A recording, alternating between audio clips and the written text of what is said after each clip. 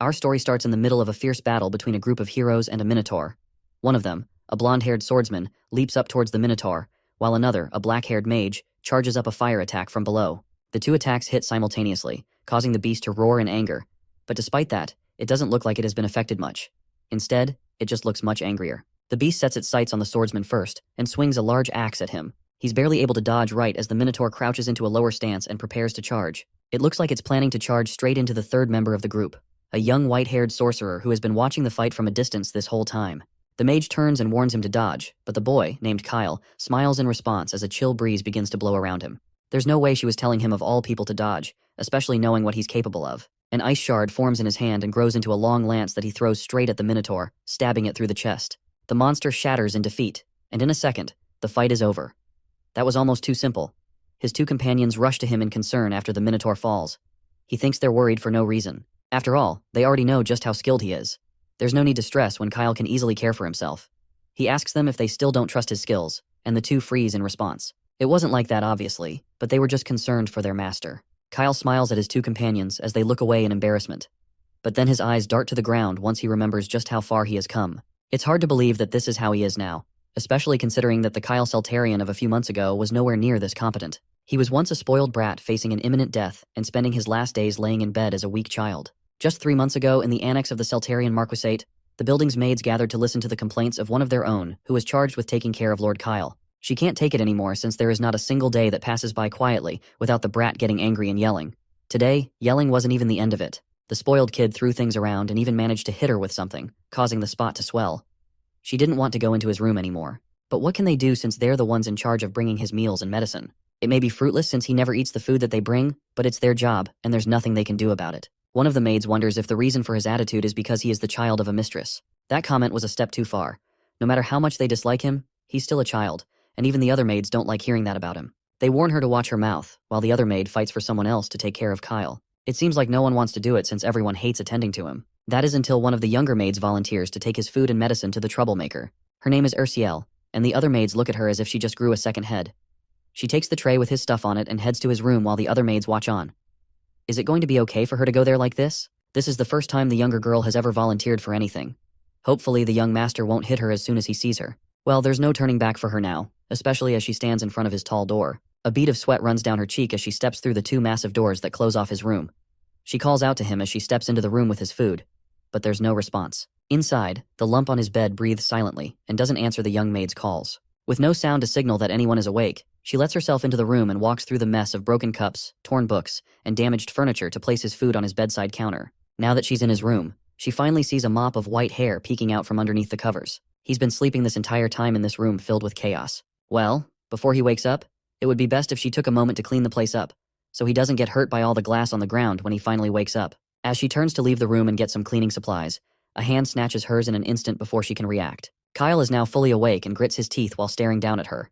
He demands to know who she is and why she's in his room. The young maid fearfully reveals her name and reminds him that he had once saved her. Then she apologizes for entering his room without permission, as she didn't realize that he was sleeping. Kyle only grips her hand harder as he repeats the name in confusion, causing her to let out a yelp of pain. It seems like he had gone a little bit too far, and that pushes him out of his sudden anger at her. He releases her hand and apologizes for his sudden outburst, and thankfully, she's still all right despite the pain in her hand. Kyle seems to be in a daze after waking up as he shakily glances around his messy room. What on earth is going on, and why is this kid in a maid outfit?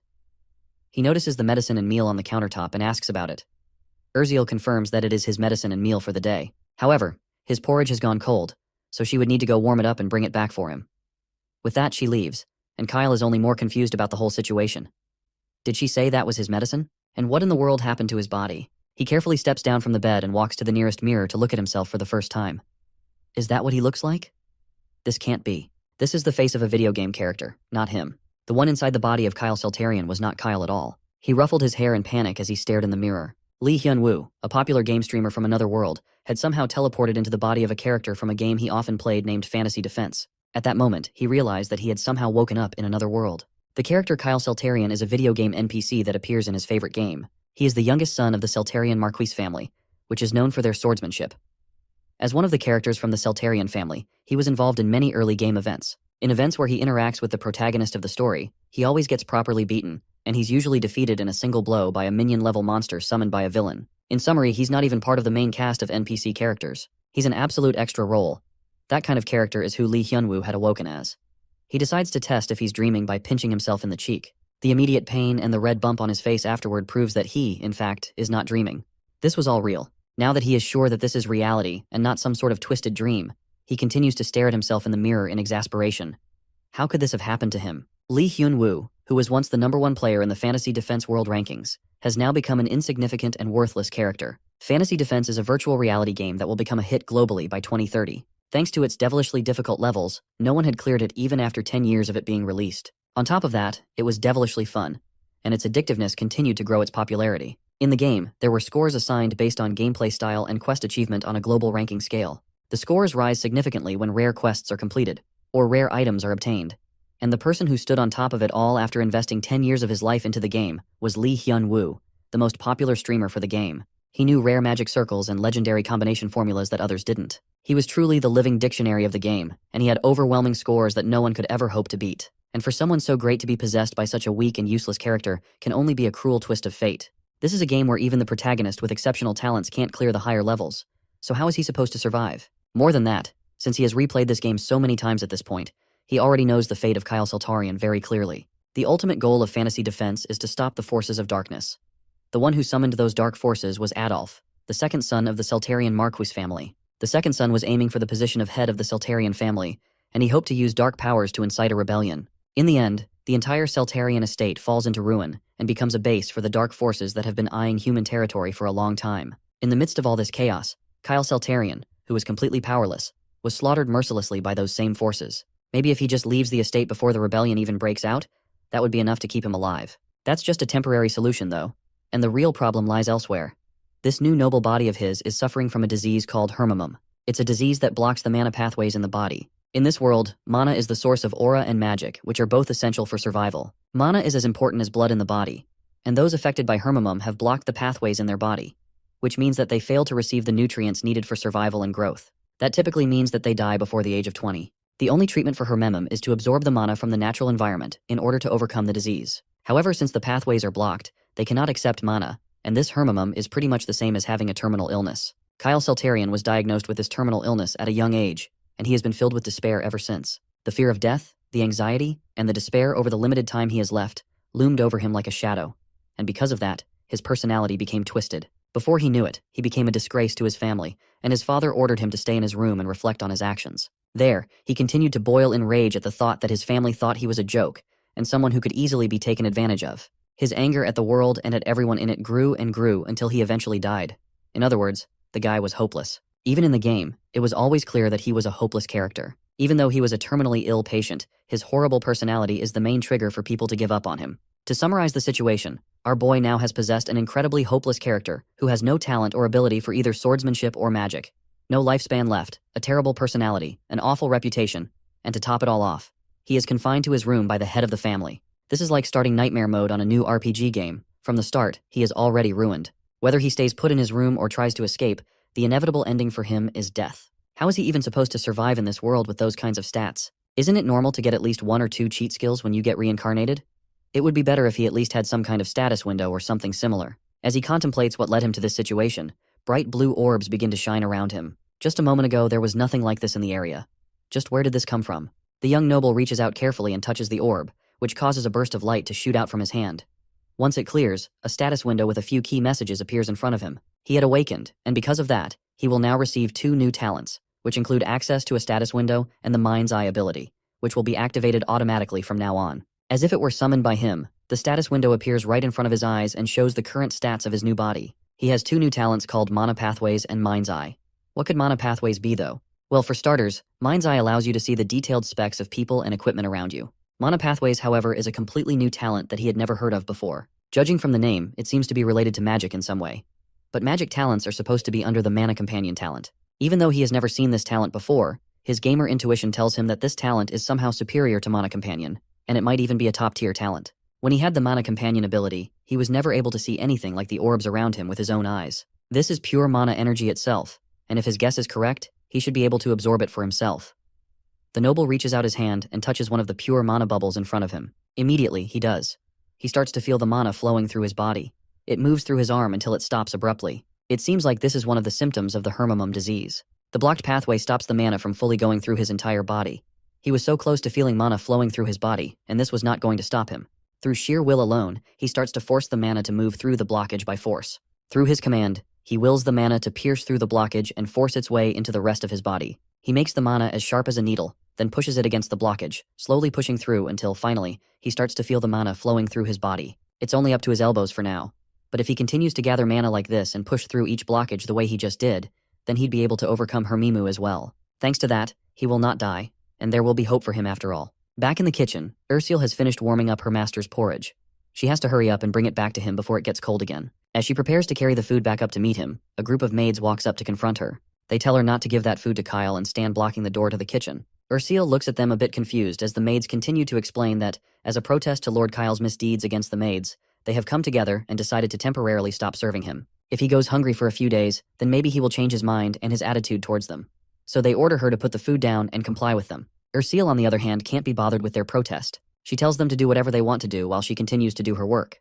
That response doesn't go well with the maids at all. One of them yells at her in anger to at least pretend to be nice. With that, she slaps the meal tray out of her hands and onto the floor. She asks if the young maid still thinks that she's some kind of mobile. She came from a ruined family and was sold into slavery, so how dare she talk back to her fellow maid?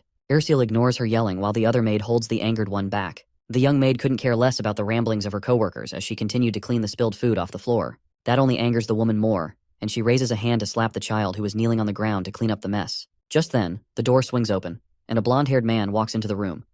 The angry maid's hand freezes in midair. Everyone is shocked by Mr. Leonhardt's presence in the kitchen as he angrily demands to know just what exactly is going on in here. The other two only look at him in shock as he passes them to look at the mess on the floor and the younger girl struggling to clean it up. He sighs once he realizes that these two are just giving the young girl a hard time. The meal for Lord Kyle is already late, and she needs to hurry up and prepare another one to bring to him. Ursule accepts and leaves to go prepare another plate of food, while the two maids stand shyly to the side. Leonhardt turns angrily to them once she leaves, and it's clear that he's not impressed by what he just saw. Meanwhile, Kyle continues to look through his new abilities in the status menu. If he were to utilize Mind's Eye and Mana Pathways together, then it might even change the fate of the Marquis household, which was doomed for a gruesome downfall. He has been playing this game for 10 years at this point, and he has an advanced foresight level of information. Moreover, he was born with the great power and wealth of a nobleman. With all these things on his side, then it might actually be possible to stop the forces of darkness from taking over. It seems like there are big things ahead of him. But first, he has to overcome his Hermimu by opening the mana passages and learning magic. Mana Delay, for instance, is a talent specialized in magic. With his new talent for magic, it would be better for him to become a wizard than a knight. The second thing he has to do is prevent the downfall of the Marquis family. Since he's part of this family, if the family does well, then so will he. The Marquis of Stricken will be a very solid support in terms of reputation, skill, wealth, and everything he could possibly ask for. Since the territory is located in the outskirts, he doesn't have to worry about the situation in the capital. Finally, and the most important thing, he has to gather talented allies. In order to prepare for the massive darkness attack that he expects to happen in the near future, if he were to select a potentially talented person and make them his allies, then they would give him stronger power in return. That is how he's going to build his strength. However, firstly, in order to gather talent, he needs to look around for someone close by. Since he is the Marquis of Celta Leon, then he would have to start with Leonhardt, who was once a useful tank NPC while he played the game. As he continues to think about what he will do, a girl's voice calls out to him from the door. It's Ursule, who has returned with the food she went to prepare for him. His eyes widen as he sees her, and he realizes that this is the kid that came into his room earlier, although he can't seem to remember her name. She silently walks back to his counter to prepare his food and medicine while he struggles to remember. Suddenly, the status window pops up with exactly the information he needs. It classifies her as a low-ranking enemy and shows detailed information about her stats and her talents. Her characteristics are being cold-hearted and hard-working, but it's her talent that catches his eye. She has a talent called the Spirit's Eternal Friend. That's the highest level talent in the spirit magic category. He continues to stare at her stats until she turns to look at him and realizes that he has also been staring at her. She nervously tells him to enjoy his meal before stepping back to allow him to eat. Kyle watches her intently and wonders why someone with the talent to become a genius psychic is working so hard as a maid. Well, the answer to that happened a year ago, at an auction. The auctioneer proudly introduces today's special item as Kyle sits in the crowd bitterly.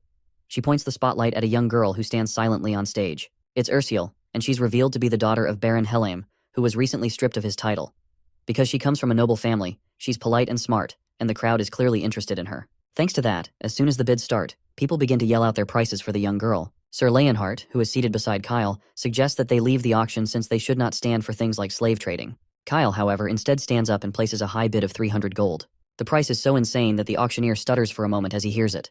The knight beside him calls out to him in shock for even thinking of buying a slave, but the young noble shuts him up with a word. He will spend his money however he wants to. In his mind, his actions don't matter since his own father doesn't even care what he's doing. Then, with the crowd completely silent from his high bid, he walks over to the girl who looks at him with a blank expression on her face while her hands are shackled. He tells her that from now on, she belongs to him. Now that he had bought Ursule, he took her outside and released her shackles. With that, she was free to do whatever she wanted. He sets her free and tells her that she's no longer a slave now that he has bought her freedom. Kyle turns to leave with Sir Leonhart by his side, but the girl calls out to him again. She thinks about it for a moment. Now that she had her freedom, she could go wherever she wanted. But since he said that he owns her, she wants to go with him. Kyle scoffs and tells her to do whatever she wishes. Back in the present, Hyunwoo realizes that he has just gotten a glimpse into Kyle's memories. With that, he understands how the young maid had gotten into the Marquis household. Ursule had been sold at an auction, and Kyle had bought her in order to set her free. She must have been through so much at such a young age. Either way, the fact that he also has Kyle's memories shows that he had completely merged with him. He can even feel the emotions Kyle had toward Ursule at the time. A sense of solidarity from both of them sharing a fate that they didn't choose, as well as their mutual feelings of being abandoned in the world alone. Those were what pushed Kyle to do what he did and buy her. He decides to stop thinking too much so he can enjoy the food in front of him. He takes the first bite, and his eyes sparkle in joy. The meal was delicious. He asks Ursule if she is the one who made this herself. The girl shakily replies that she was the one who had made the porridge. It seems like she's still shy about it, especially since she knows how he can get when he's angry at something or someone. But to her surprise, he instead compliments her on being a good cook and asks her to make the same dish for him again next time. Ursule is momentarily shocked by this and looks away shyly. A status menu opens up over her head and shows that her affection has gone up to 35 thanks to his compliment. Even though she had a bit of affection, considering the dramatic encounter they had previously, her affection wasn't that high. It's not very surprising though, since she must have witnessed all of Kyle's delinquent behavior. The fact that she had any affection for him at all was a miracle in itself. In the game he used to play, there was no spirit summoner named Ursule. That means that in the main game storyline, she was never able to fully develop her abilities as a spirit summoner. And instead, she got caught up in the internal rebellion of the Marquis household, where she lost her life. This time, he wasn't going to let that happen. There is no way he would let such a gem slip away, especially while she's right in front of him. He decides to start working head-on. He asks her if she has ever thought about learning spirit summoning. She looks at him, confused about why he suddenly wants her to learn such a thing. The young noble says he wants her to learn it because he thinks she has a talent for it. She, on the other hand, has never imagined herself as having any talent for spirit summoning. That's probably because she hasn't been exposed to spirit summoning, even in her former household. Spirit summoning is known to be particularly expensive to teach and learn. So for a lower noble family, the cost of education would be a huge burden for them. That just means that he now needs to take matters into his own hands. He tells her that she's going to start learning spirit summoning, and she doesn't have a choice. After all, she belongs to him. Ursule takes a gulp of saliva and looks away shyly as another notification window appears above her head, and her affection increases to 50%. A few days later, Kyle leaves his room and comes face to face with Sir Leonhart. They stare each other down intently before the snow-haired noble asks the knight to let him through. Sir Leonhart declines immediately, which only further upsets Kyle. He has been stuck in that room for way too long, and there's a way he was going to stay in that room for the rest of his life. Sir Leonhart firmly tells him that he cannot leave until his father gives permission, especially after what had happened, and the Lord's last words to him. Kyle freezes for a second, and his mind wanders over all the arguments the Lord has had with him. The whole reason the room arrest rules were there was because they could no longer tolerate his constant troublemaking. But the more time he wastes here, the less time he has to get the mana particles that are floating around deeper within the house. Ever since he discovered that he could unblock the mana pathways by using the mana orbs that appear around his room, he has been absorbing all the particles that appear in his room every day. Although it wasn't enough to unblock the pathways instantly, mana has been accumulating in his body like experience points in a game, and his body gradually improved over time, but it is nowhere near enough to cure the Hermamu disease. To get more, he needed to leave his room and go outside to gather more mana. The young noble promises that he won't go very far, and he'll just walk in the forest nearby so he can exercise. The word exercise surprises Sir Leonhart, who has never heard such a constructive reason from Kyle. That gets Kyle a bit upset, but Sir Leonhart continues, saying that he has been tasked as the noble's personal knight for years, but this was the first time that he had ever heard him say something like that. It was at that moment that Kyle realized just how much of a delinquent he had been up until then. He had absolutely no credibility. Even with that, however, Leonhart seemed to be some kind of unyielding wall. This man was tasked to be Kyle's personal guard, but originally he was a famous character in the game who was known to have a large amount of both defense and offense. He's highly skilled and has great potential, which means he can be raised up to the rank of captain. However, most players simply made him serve as a tank in their parties. Furthermore, due to his high loyalty and unbreakable trust, he was one of the most popular companion characters among players. In the original game, he becomes a wandering knight after the fall of the Marquis household, which allowed people to recruit him through events. For now though, since the Second Son's rebellion hadn't happened yet, He was still in the Seltarian mansion, working as Kyle's personal knight. It was such a waste to task such a promising talent like him with babysitting duty. Just what exactly were the Seltarian knights doing? Why on earth would they stick him in a dead-end place like this? He accidentally said that last part out loud, and Leonhardt takes offense after misunderstanding his words, as the delinquent is dissatisfied with him as a guard. The younger boy tries to explain that he's not dissatisfied with him, but Leonhardt instead just advises him to follow the orders of the Lord, his father. That's when Kyle realizes that the knight's loyalties don't lie with him. They lie with Lord Rempton Seltarian, his father. That was only natural after all. Who would want to stick with the delinquent younger son? He just can't accept that though. His next talent recruiting project starts with Sir Leonhardt. He asks the knight if he would be willing to try to persuade his father. The blonde man realizes that something has changed about Kyle's demeanor. Little does he know that, in actuality, he has caught the interest of the younger lord, and now the kid is determined to win his loyalty. He pushes a bit harder and asks if the knight will help him. Leonhardt isn't convinced, however. Here's something different about him somehow, but he just can't place his finger on it. He asks Kyle what he's scheming by acting so differently. That shows just how much he doesn't trust the delinquent. The kid has just been in his room for so long that his thoughts have changed. From now on, he has decided that he wants to live a long life. That shocks Leonhardt, who knows exactly why someone like Kyle can't live a long life. The white-haired boy is someone who had to give up everything because of his incurable Hermimu disease. Someone like him saying they want to live a long life, especially when it's unlikely that he will live past 20, was saddening to hear. He didn't have any magical talent, nor did he have any special swordsmanship skills, and by being the youngest, he also has no chance of inheriting the family. Even with all this, Lord Rempton decided to keep him by the child's side. The older nobleman once asked Leonhardt if there was any resentment for that decision that practically stagnated his career. He immediately answered that it would be an honor beyond words for someone in the Seltarian Knight Order to protect a direct descendant of the Marquis family. He plans to fulfill his duties faithfully as a man of loyalty. It's exactly because he was such a loyal man that Lord Rempton wants him by Kyle's side. In the Marca household, there is no one else that can be trusted to protect him. No one except the trustworthy and loyal Leonhardt. With that, the elder lord entrusts him to take care of the son of the house. The knight plans to obey that order till death, even as the child now pesters him for a chance to go outside and exercise. He continues to ask if he can go out and even suggests that the blonde knight tell the lord that he just wants to exercise. Leonhardt puts down a firm hand to stop him from moving anymore. He doesn't need to go outside to exercise, especially since he can exercise indoors as well. With no other choice, Kyle decides to try a more aggressive approach. He warns Leonhardt to move aside and not to let him repeat himself. All he needed to do was go outside and find some more mana cores so he could keep working on clearing his mana pathways. He gave Leonhardt a serious stare, and Leonhardt felt a strange aura coming from him. Once again, he kept on getting this feeling that something really was different about Lord Kyle. But even so, he had to stand his ground here no matter how much the young lord had changed overnight. He took a step forward and stood more confidently in front of the boy. The Marquis's order is absolute, and this applies to the young lord as well. However, if he really wanted to go outside, then he would have to get past him first. All of a sudden, Kyle felt a heavy killing intent flowing from the knight. It wasn't fair for Leonhardt to use killing intent on a child over just a request to step outside.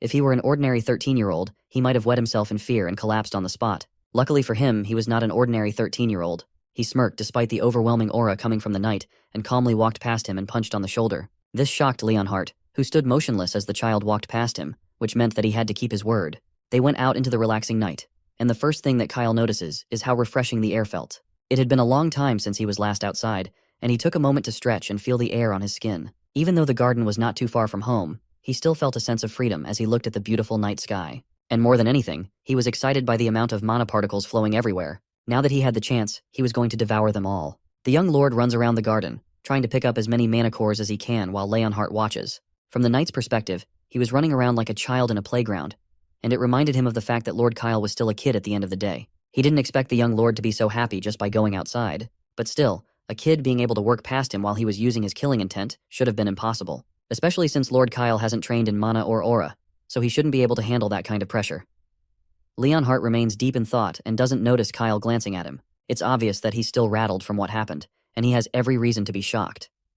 The reason Kyle could withstand Leonhardt's killing intent was simple. He may physically be a 13-year-old noble boy who has never been in a fight, but mentally, he's a veteran who has survived countless virtual wars for 10 years in a virtual reality game. Fantasy Defense was famous for its realistic depictions through virtual reality, and thanks to his mountain of experience, he had become desensitized to these life-of-death moments, especially since he had already seen some horrible sights while wading through piles of corpses and being drenched in blood. A little scare tactic like killing intent was too easy for him to break after everything he's been through. After a little more mana gathering, he had gotten enough to be able to clear some more mana channels. Coming outside was definitely the right choice. Leonhardt informs the young lord that he will be requesting punishment from the Marquis' order for his actions. Even though he was only following orders, it was still wrong of him to use on someone he was meant to protect and serve. Then he bows his head and apologizes to Kyle for the unnecessary use of a powerful skill on him. Kyle glanced at Leonhardt, then told him to pass his words along to his father that Kyle does not wish for Leonhardt to be punished. The older lord is shocked when he hears that his son Kyle actually said that he didn't want his subordinate to be punished. He asks once again to make sure that Kyle was the one that passed this message to him. Kyle just didn't seem like the type of person to do something like that for anyone. He also mentioned that Kyle managed to face his killing intent skill, which no normal 13-year-old should be able to do. In fact, Leonhardt doubted what he was seeing as well. For Kyle to have resisted the killing intent of an expert knight like him, he must have gained great skill out of nowhere. The older lord then asks what Kyle later did while in the garden. After running around the garden for a while, he relaxed and meditated. Leonhardt watched him in surprise while he meditated in the garden. He asked the younger lord when he learned how to meditate. When Kyle was younger, he briefly learned swordsmanship from his father. At the time, he also learned how to meditate, but he didn't have the talent for it, so he gave up quickly. So he wanted to try his hand at it again. And to do that, he asked Leonhardt to keep everyone away from the area so he doesn't get distracted. After that, he meditated at that spot for a whole 6 hours. The older lord stopped the story in surprise at the thought that Kyle could even meditate for that long. He meditated for a whole 6 hours, not 6 seconds. That kid might have changed after all. The Duke had once tried to teach Kyle the basics of swordsmanship when he was young. He was a descendant of the Celtarian family after all, so he should at least be able to walk the path of swordsmanship. He also hoped that the white-haired child would inherit the skills of the family's sacred techniques. However, that kid couldn't do anything. He kneeled after just a little bit of training and complained that his legs felt like they were going to cramp up. That made the Duke angry at the fact that such a weak person could be part of his family. There has never been a weaker descendant in his family. Kyle had no talent for swordsmanship at all. On top of that, he lacked tenacity and patience, and he couldn't even endure simple training. So to hear that someone like that actually meditated for 6 hours is unbelievable. Could it be that something had hit his head and changed his personality? Leonhardt already thought of that, and he checked to see if there was anything wrong with his food. Fortunately, there was nothing unusual, and Kyle's sudden change was entirely on his own. His personality had completely changed recently, and it's not just his attitude towards hard work that had changed.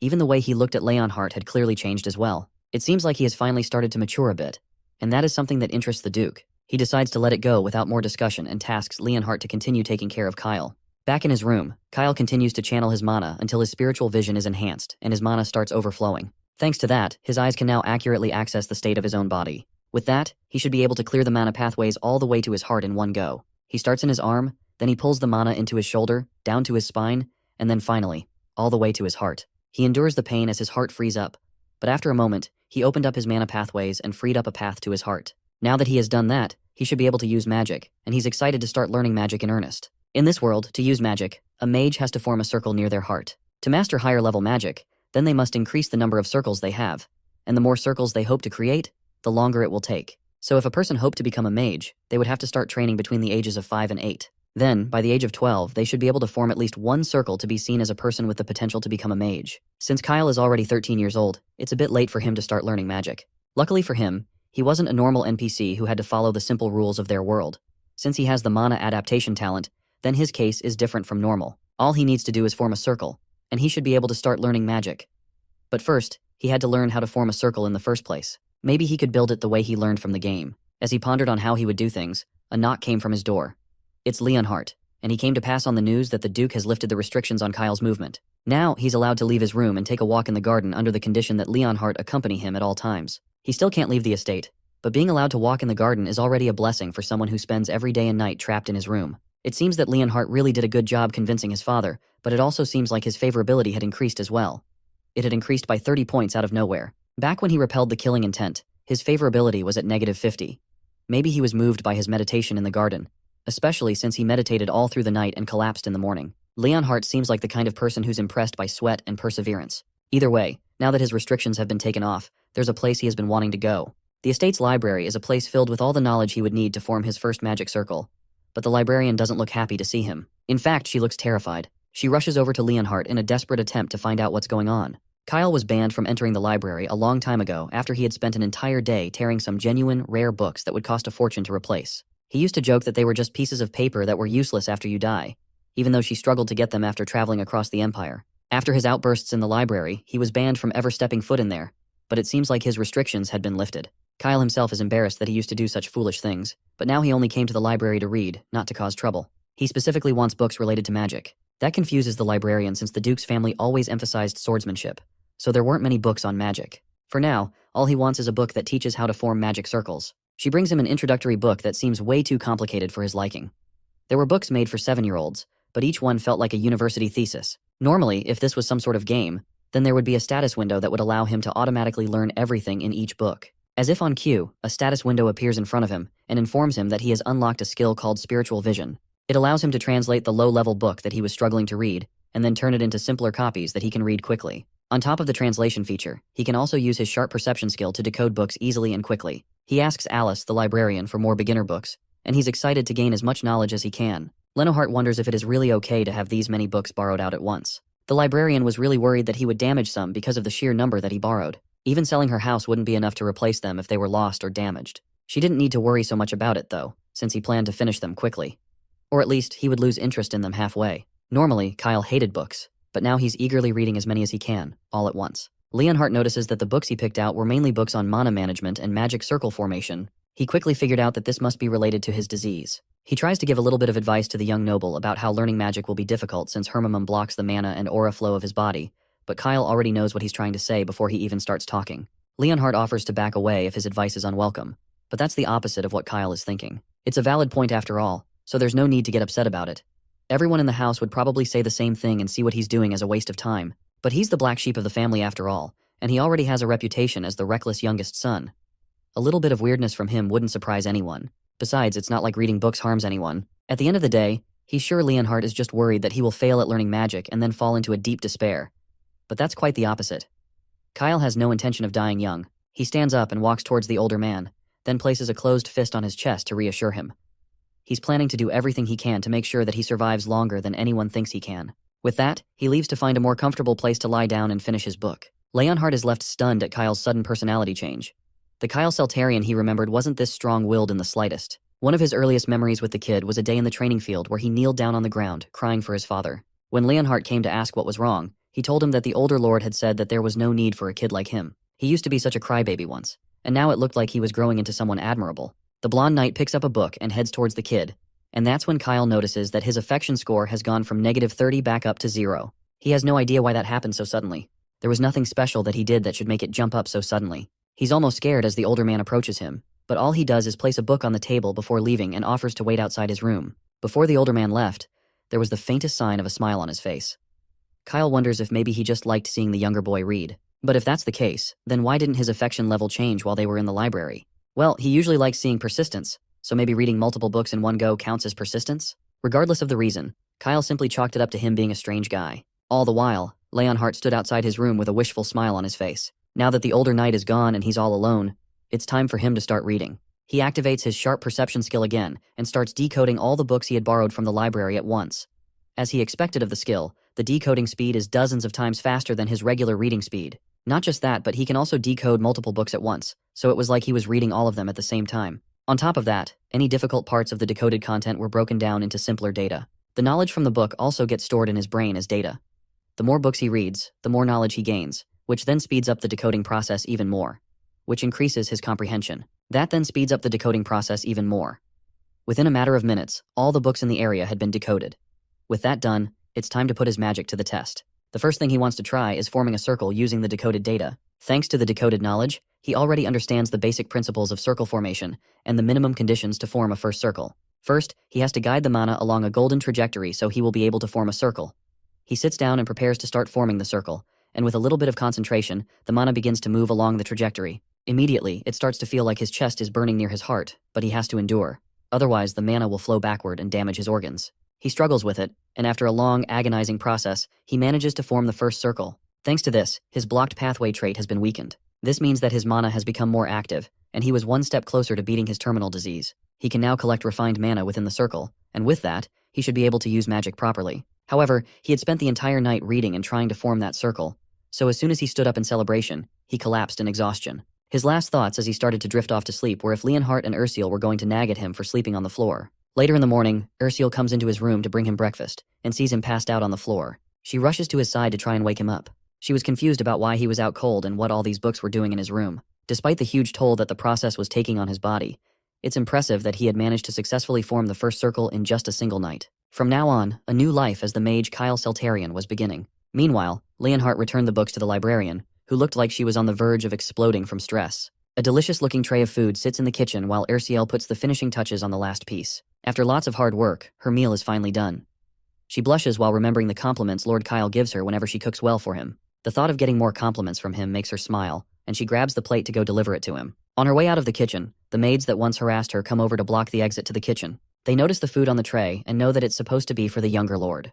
They stare down at her condescendingly and tell her that she should go and rest instead of delivering the food. This time, they want to deliver the food to him personally since they've noticed that his personality has been a lot better recently. Besides, serving Lord Kyle wasn't her responsibility once before, so she can return her position to its rightful owner now and return to their original arrangement. Erciel declines their proposal. If they have any complaints about her work, or they want to change it, then they can just talk to Lord Kyle themselves. With that, she walks past them while they call out for her to stop, but she ignores their calls and bumps into a blue-haired maid at the door.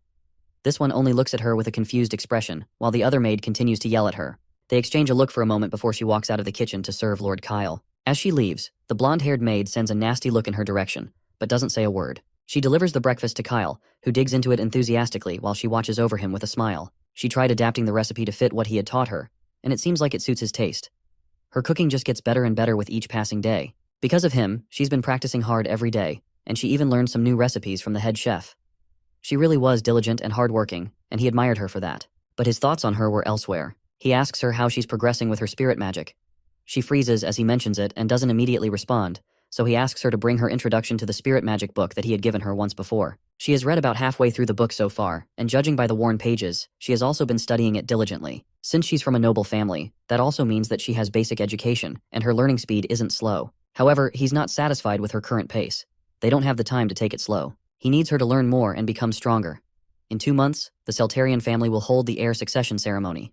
On that day, the second son, Adolf, will lead a coup aided by dark spirits, and the Marquis family will fall. Everyone in the villa at the time will be caught up in the chaos, and Erciel as well will be caught in the middle, where she'll lose her life. To avoid that happening, she must become stronger. To give her more time for studying, he decides that she will be put off cooking duties for a while. For now, he will just have one of the other maids take over serving him, so she wouldn't have to worry about it. Erciel immediately refuses his offer and clenches her clothes as tears build in her eyes. She promises to work harder so she can keep studying spirit magic while still cooking for him. That way, she won't be neglecting either of them. While still crying, she begs him not to let anyone else serve him so she can keep being by his side. Her crying face moves Kyle's heart. It seems like she wasn't considering her feelings at all. Her family had collapsed in an instant, and she went from being the daughter of a baronet to a slave, then finally to a maid. She even lost contact with her family and has no idea if they are alive or dead. Because of that, it makes sense that she would be heavily insecure about her life as a maid, especially since she is only just adjusting. So far, she has only been able to live a somewhat stable life thanks to his help. And now he wants to change all of that for seemingly no reason. It makes sense that he would be confused by all this. She must have thought that if she couldn't perform her duties as a maid properly, then she would be locked out of the mansion. That must be what she's thinking since he never explained the situation properly. Now that he has taken the time to consider her feelings, he decides to fully explain the situation to her. First, he reminds her of what he told her when they first met, and he brought her here. He told her that she belonged to him, and he never abandons one of his people.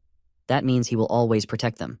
The young maid is taken aback by his words, but he keeps going, explaining his reason for asking her to learn spirit magic as well. She's an excellent maid with incredible cooking skills and a diligent and meticulous work ethic. If she were to keep working hard like this, then she would surely be promoted to head maid. However, there are plenty of other maids in the mansion besides her, which means that there are plenty of people who can replace her at any time. Her face changes to an expression of fear, and she tries to plead with him again, but he cuts her off by placing a hand on her shoulder. Then he asks her what would happen if she were to become a spirit mage. Spirit mages were rare and respected mages, which means that if she becomes one, she's bound to become a great person in the future. Everyone will look up to her, and she will become the greatest spirit mage that ever existed. Her mind begins to daydream about adventures they could have with her as a spirit mage, and Lord Kyle by her side.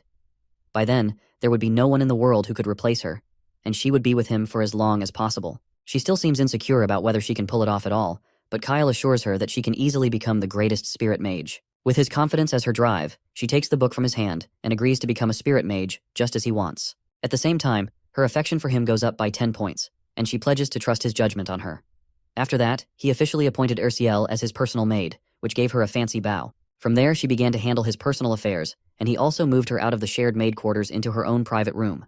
That way, she'll be able to study, and she won't have to worry about clashing with the other maids. She seems more excited by the fact that this room is close to his room than for the added security, though. He hopes that with this, they will be able to work together and grow strong together. After a while, she settles into her new room filled with books for her to read. While looking through her vast bookcase one day, she notices Kyle and Leonhardt walking through the courtyard. Kyle notices her looking at him through the window and sends her a wave and a smile. She giggles and leans against the window while watching him pass by while her affection increases to 65. Meanwhile, reports of Kyle's change in behavior reach an unexpected individual. It seems that news of Kyle's change has reached a lot of people. Recently, they've noticed that he has been exercising a lot more often and building his strength. On top of that, he doesn't snap at people as often, and he has recently been dedicating a lot of his time to studying magic. It seems like somehow his personality has increased greatly, and he has finally grown up somehow. It seems like it was finally time for Adolf Seltarian to pay a visit to his once foolish younger brother. Ursil waves back at Kyle as he passes by. He turns to Leonhardt and asks him to prepare a wide open space that's far away from the sight of other people. There's something he wants to experiment with in that space. He's hoping to try a magic experiment. His mind goes to a place in the outermost part of the estate where no one is likely to see them. The place is surrounded by a dense forest of trees, which makes it hard to see anything from the outside. That makes it perfect for the experience the young noble plans to practice. He instructs Leonhardt not to let anyone get close to them. Then he stands in the center of the field and prepares himself to unleash a spell. Leonhardt watches him from afar with a bit of doubt in his mind. Lord Kyle has never been able to use magic or practice swordsmanship due to his hermamum disease. Reading a few magic books over a couple of days isn't going to change that fact. However, the current Kyle might have a way to break free of those limitations somehow. The white-haired noble prepares a ball of magic in his palm, then sends it out as a magic missile towards a tree. The spell explodes in a bright light and immediately destroys the tree on impact. Leonhardt and even Kyle himself are surprised by just how powerful the spell was. The tree slowly falls over to the side as the two of them watch while shocked at the output of power he just showed. Kyle immediately turns to Leonhardt and asks if he thinks the sound reached the mansion. Thankfully, the knight managed to use his aura to suppress the explosion. That means that they wouldn't have heard the sound of the falling tree as well. His fast reflexes managed to save both of them from some very uncomfortable questions. While that is definitely nice for both of them, there's a bigger question left to be answered. When and how did Lord Kyle form a magic circle? Kyle responds that he formed it not too long ago after following instructions that the book from the library said. Somehow, with those techniques, he managed to tap into his blocked mana. Since he had successfully cast magic and formed a magic circle, that means that he had now overcome his hermamum disease. To show more proof, he summons a magic orb in his hand and shows it proudly to Leonhardt. At that moment, the promises that the young lord made flashed through his mind. He said that he would do everything he could to cure his illness, and he had no intention of dying young. Somehow, he had actually managed to pull it off. Leonhardt had felt something different about the white-haired delinquent once before, but he had no idea that this was it. He warmly congratulates Kyle on his accomplishment, and his affinity increases by 10 since he has started admiring the kid. That's to be expected from a man of perseverance. He is easily impressed by people who achieve things based on their hard work. However, there were still several questions to be asked, like the fact that he had only formed the first circle, and the power he just showed is definitely more than a simple first circle spell.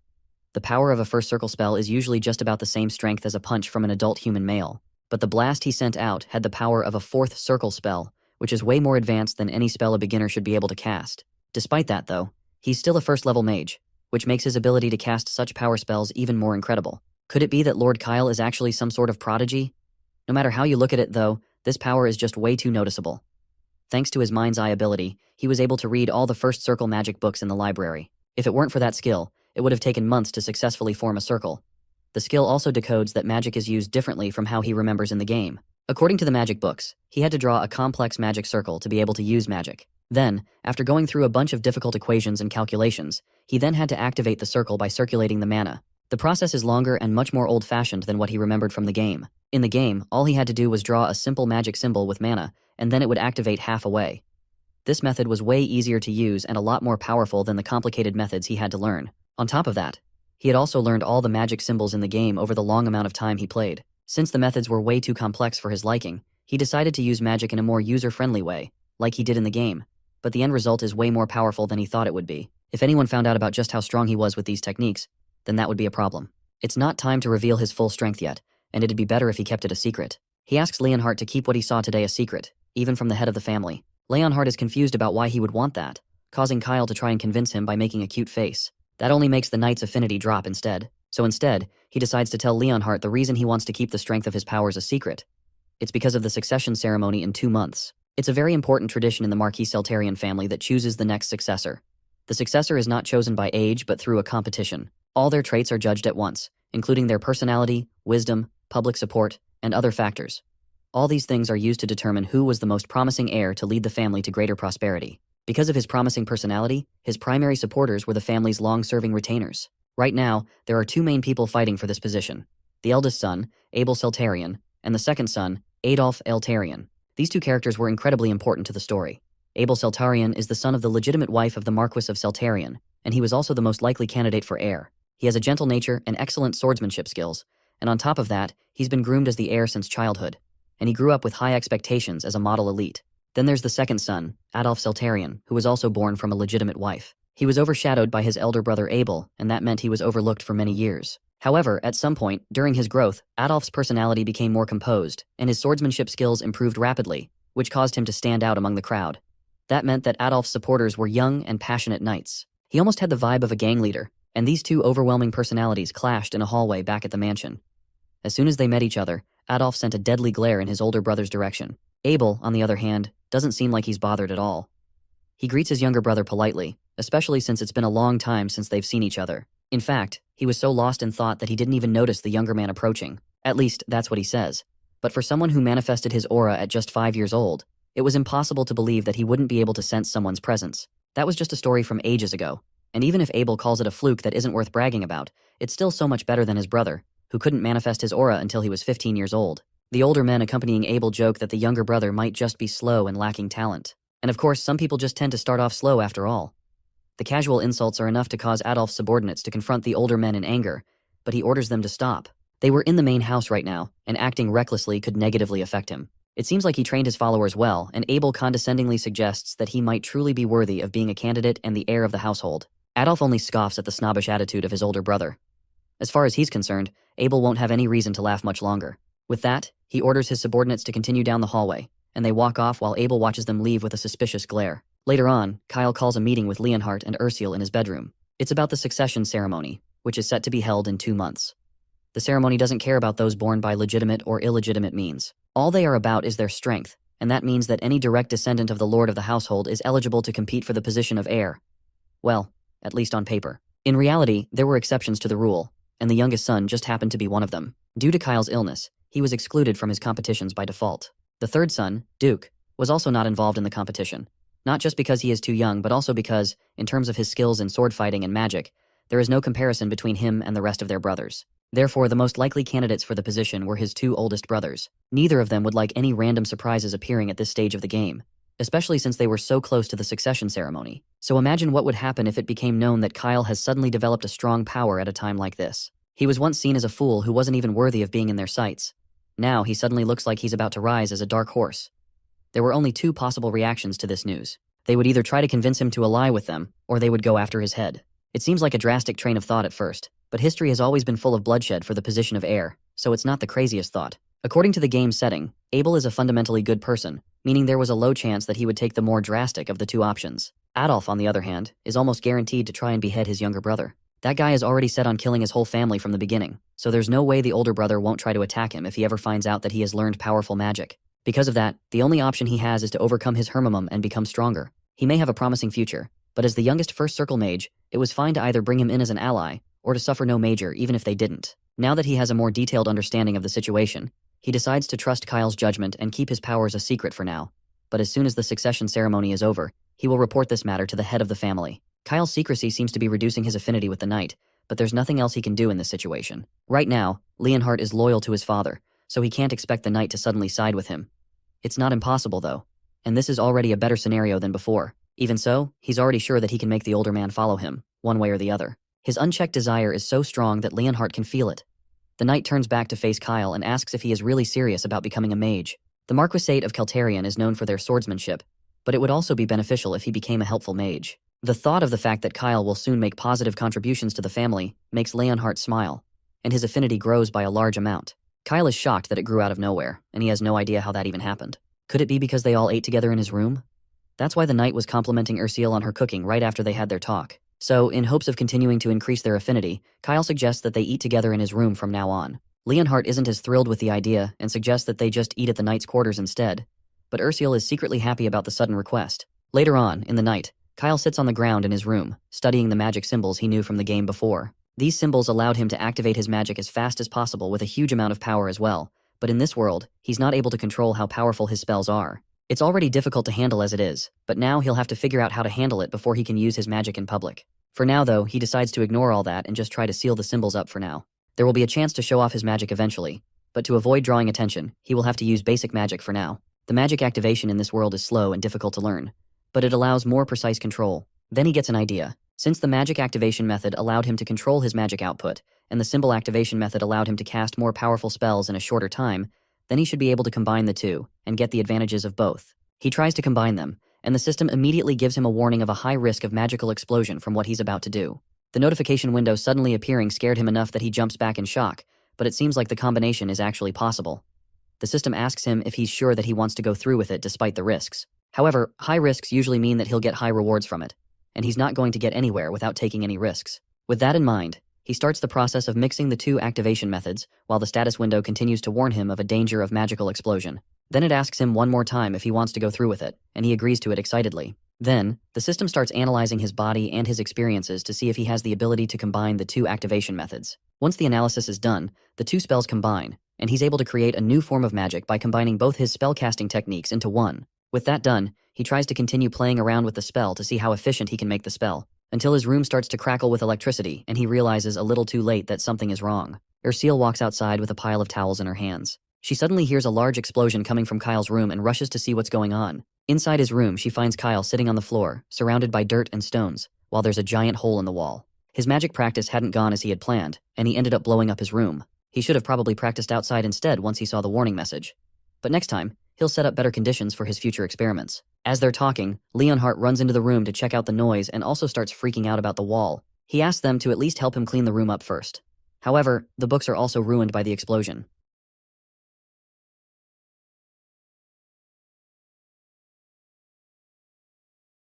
A while later, we find Ursula in the kitchen, trying to whip up something tasty for our boy Kyle. But judging by the look on her face, things aren't exactly going smoothly. She can't quite figure out what's off. Her food smells bland, and she definitely doesn't want to hear Kyle complain about how tasteless it is again. As she's lost in thought, another maid strolls into the room. This one is Daisy, and she can't resist teasing Ursula about how serious she always looks when she's cooking for Kyle every day. But Ursula doesn't even flinch. She just keeps her head down and says it's her job, so of course she wants to do it with the utmost care. Daisy is a little surprised by how focused Ursula is, and decides to lend a hand. She suggests adding a pinch of nutmeg to the stew, and says it'll boost the flavor and make it much richer. She even tells her to just try it and see if it clears up her doubts. Ursula looks a bit hesitant, but eventually sprinkles some nutmeg into the stew, gives it a quick taste, and is actually amazed at how much better it tastes. With a look of cute curiosity, she asks her senior if she's so good at cooking, why not teach her? Daisy smiles, though it's a bit sinister looking, and agrees right away. She says she'd be happy to help if she can. But first things first, Daisy suggests they take the food to Kyle.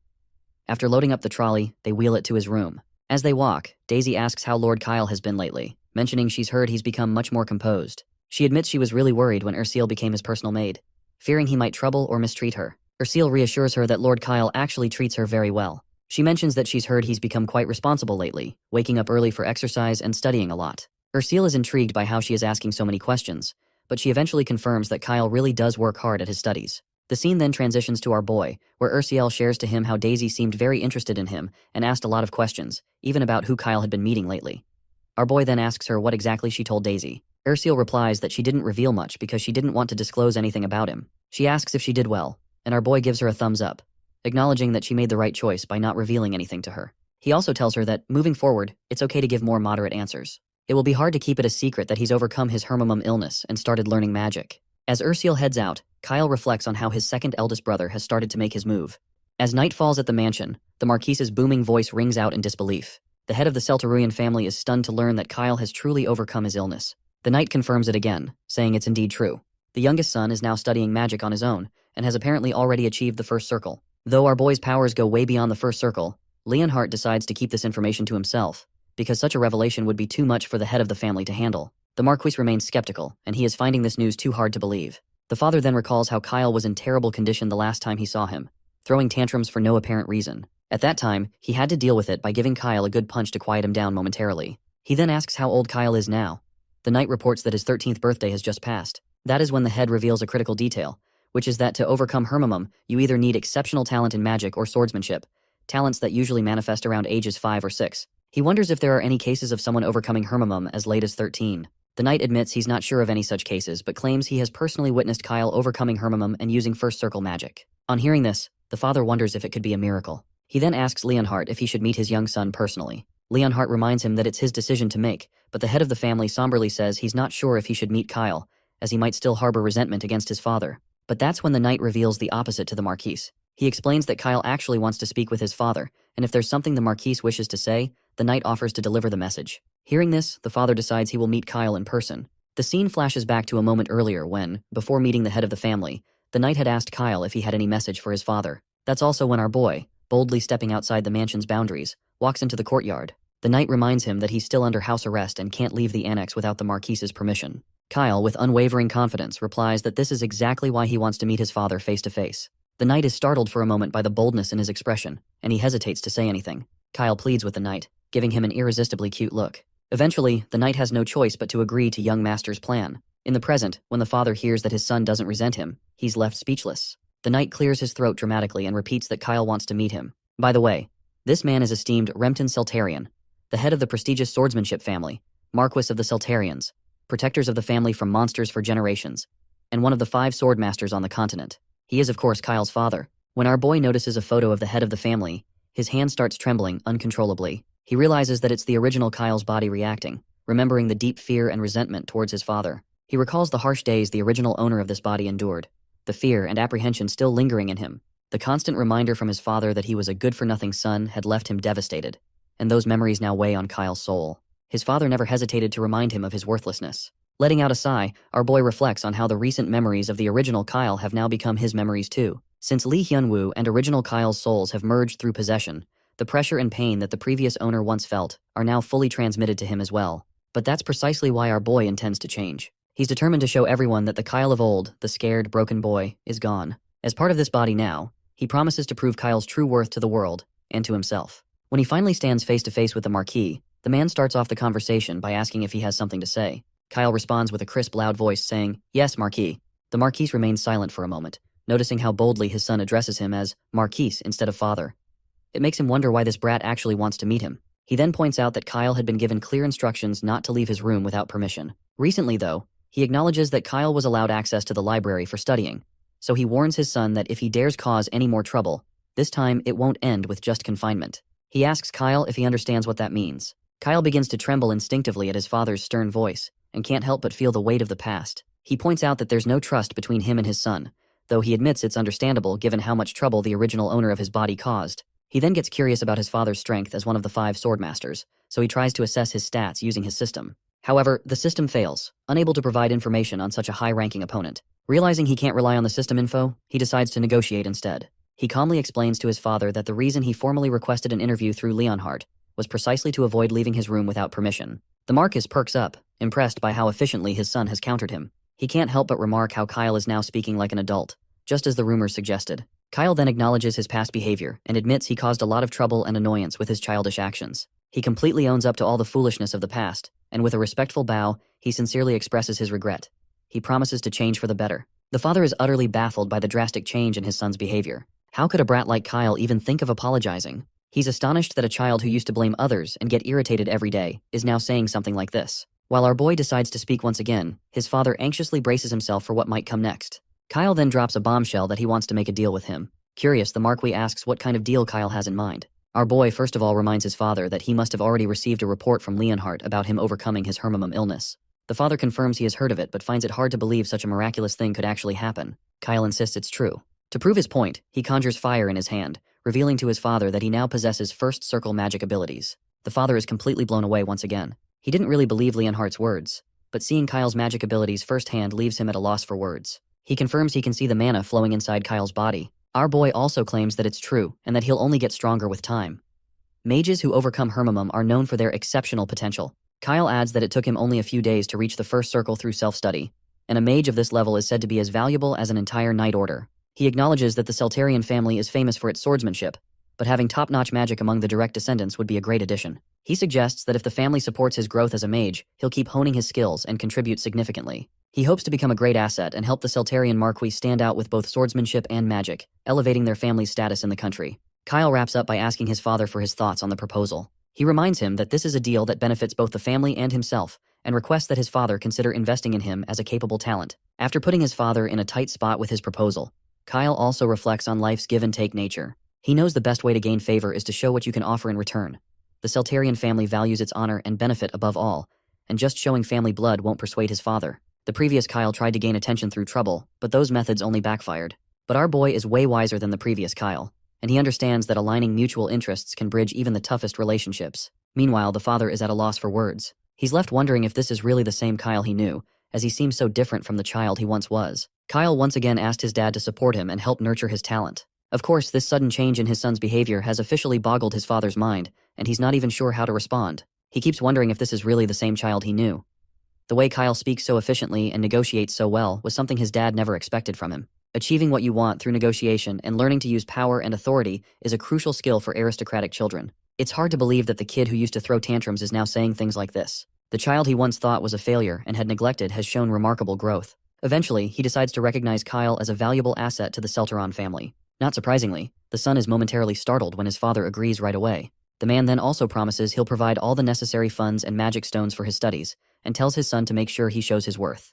Kyle smiles in response and assures his dad that he'll live up to his expectations. A few days later, we see the surprised faces of both Leonhardt and Erciel. Apparently, they're standing in the new magic workshop that Kyle has acquired to nurture his magic. He looks quite pleased and proudly asks for their opinions. He explains how he's reinforced the entire place with barrier magic artifacts, equipped it with tools for making potions and artifacts, and he is also glad that there won't be any holes in the walls now. Leonhardt was the first to react, and he clearly looks fascinated by the fact that Kyle managed to afford all this, given how expensive it must be. That's when our boy realized he had forgotten to mention that this was all funded by his dad. He explains that all he had to do was charm his father a bit, and he gladly provided the funds. Leonhardt is a bit creeped out by this, finding it hard to believe that charms could actually work on someone like Rempton Celterion.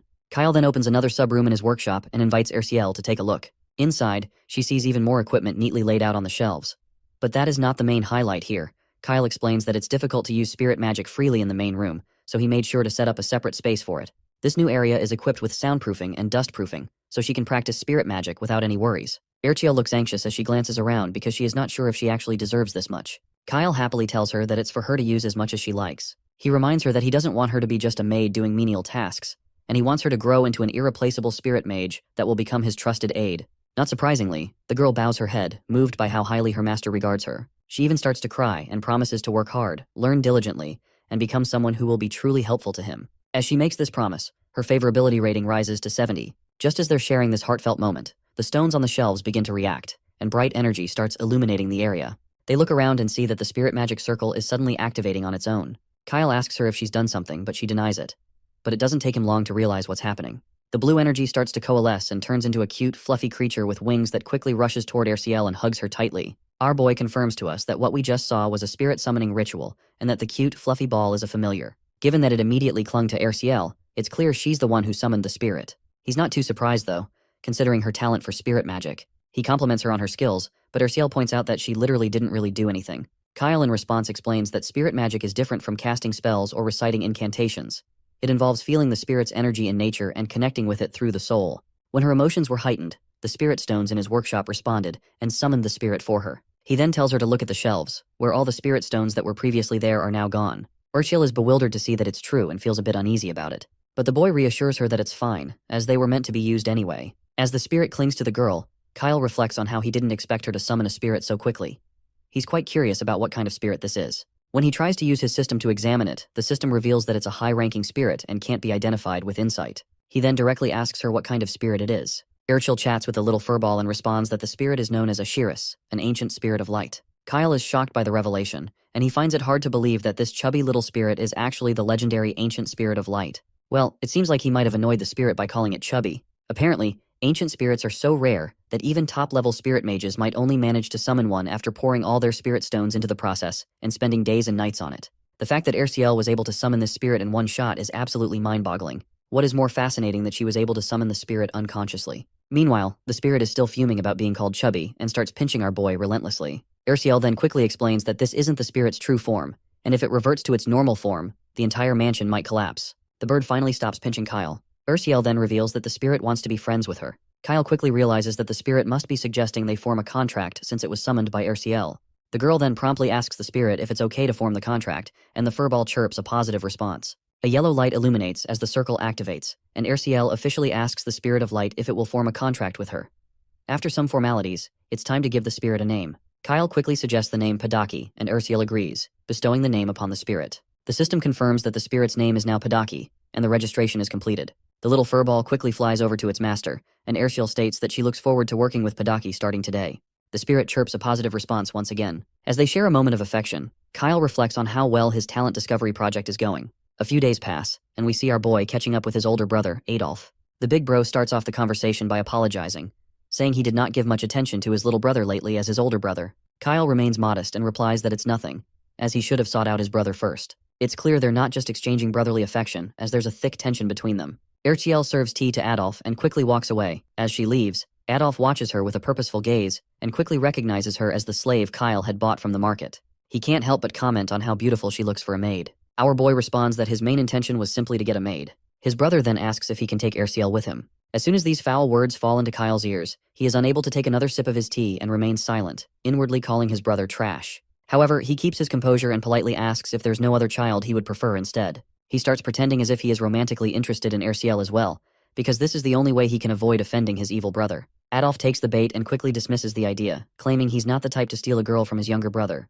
We then hear Adolf's thoughts as well, and the reason he's avoiding taking the maid is clear, which is that he can't afford to make an enemy of his younger brother just yet by snatching away his girl. Besides, he's heard rumors that Kyle is not that troublemaker brat anymore. But seeing him with women at such a young age only confirms to Adolf that Kyle is likely heading down a dark path. For Adolf, this makes it even easier to lead his brother further into the shadows. Adolf then begins teasing him, saying that if he had known his young brother was such an interesting young man, he would have tried to get closer sooner. He points out how much Kyle has improved, to which our boy simply agrees, mentioning that daily life has no major issues now. His hermamum isn't fully recovered yet, but it's gradually getting better. Looks like the big bro was not expecting to hear this, and he promptly asks if he is actually recovering. Kyle explains that it's a long-term illness, so it's difficult to cure all at once, but it's improving step by step. He then shows his brother some magic, telling him it's a spell he created that's about 1.5 times more powerful than regular magic. He asks Adolf what he thinks about it. Well, the big bro is quite impressed to see that Kyle can create spells as well. What shocks him is that Kyle is learning magic rapidly, even though he is not fully recovered from his illness. He begins to worry that our boy might become an obstacle to the heir's succession. He also can't help but to notice that Kyle's attitude has suddenly changed, as if he's becoming a different person. His magical skills are growing day by day as well. He wants to be cautious, but at the end, he just thinks of Kyle as a 12-year-old kid, so there is nothing to be so cautious about. He then decides to manipulate his junior brother for his advantage, and, if he becomes useless, Adolf simply plans to discard him as trash. So he directly asks Kyle if he might be interested in joining his faction. The invitation surprises Kyle, leaving him unsure of how to respond. A heavy silence descends as Adolf eagerly waits for his reply. Kyle then smiles purposefully, as if he's figured out his answer. Adolf decides to inform their father about the situation, and Kyle thanks him for handling it. Afterwards, as Big Bro prepares to leave, he opens the door with a creak, and Leonhardt, standing outside, hears the sound and promptly pays respects to Adolf.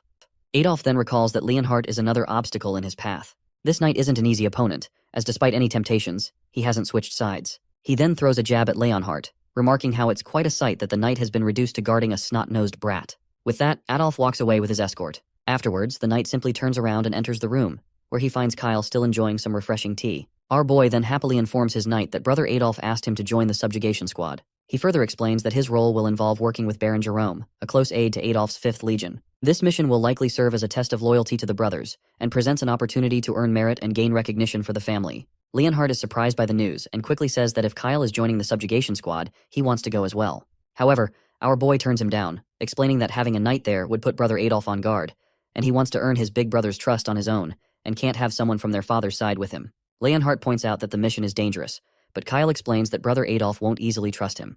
He'll want to see how useful Kyle is in real combat and might even deliberately expose him to danger. My guy then flicks his fingers, and fire begins burning in the palm of his hands. He reassures his knight that he's learned a few tricks to protect himself, so he's not too worried. He adds that he won't reveal all his abilities during the mission, and then asks Leonhardt if he's ever heard of ogre perfumes. Before we can get more details on that, the scene transitions to the green countryside, where soldiers have set up camp in the woods. Apparently, we are in the south of Traston territory, known for its monster-infested forest. The Selteron family regularly sends subjugation squads to clear the monsters there, and as expected, Kyle is part of this team. In the camp, a thin, mustached man introduces himself as Baron Jerome, the partner of our boy, and they will be working side by side for this subjugation mission. Our boy smiles back at the man and mentions that it's his first time in real combat, so he is looking forward to working together with someone experienced as Baron. The man reciprocates with the gesture and promises to protect him no matter what. However, while Baron appears supportive on the surface, our boy senses something off. The man has a negative affinity score of 40, which isn't a great sign. It's unclear what our boy might have done to upset him in the past, but he decides to stay cautious. Baron then decided to head out to prepare for the upcoming tasks. As our boy walks away, Baron reflects that Kyle is just a circle mage, new and inexperienced. Baron decides to keep an eye on him, assessing his skills and ensuring his safety. After all, what trouble could a recently bedridden kid possibly cause? After a while, we see these little goblins are being taken down by our boy's magical prowess. The soldiers standing on the sidelines can't help but praise our boy for his impressive skills. As he takes down goblins left and right, his affinity continues to rise. With a snap of his fingers, the other horde of goblins is set ablaze. The knights around him clap and cheer for his performance, and Kyle could not help but bask in the glory. Baron showers him with praise, declaring him incredible, and points out that this subjugation battle has been the easiest they've ever experienced. Right at that moment, Baron's affinity jumps from -40 to +50 almost instantly. This unexpected development fascinates Kyle, because he's never seen anyone so easy to handle. The soldiers, on the other hand, keep their happy dance going, and Baron is confident that Brother Adolf will be pleased to hear about Kyle's performance.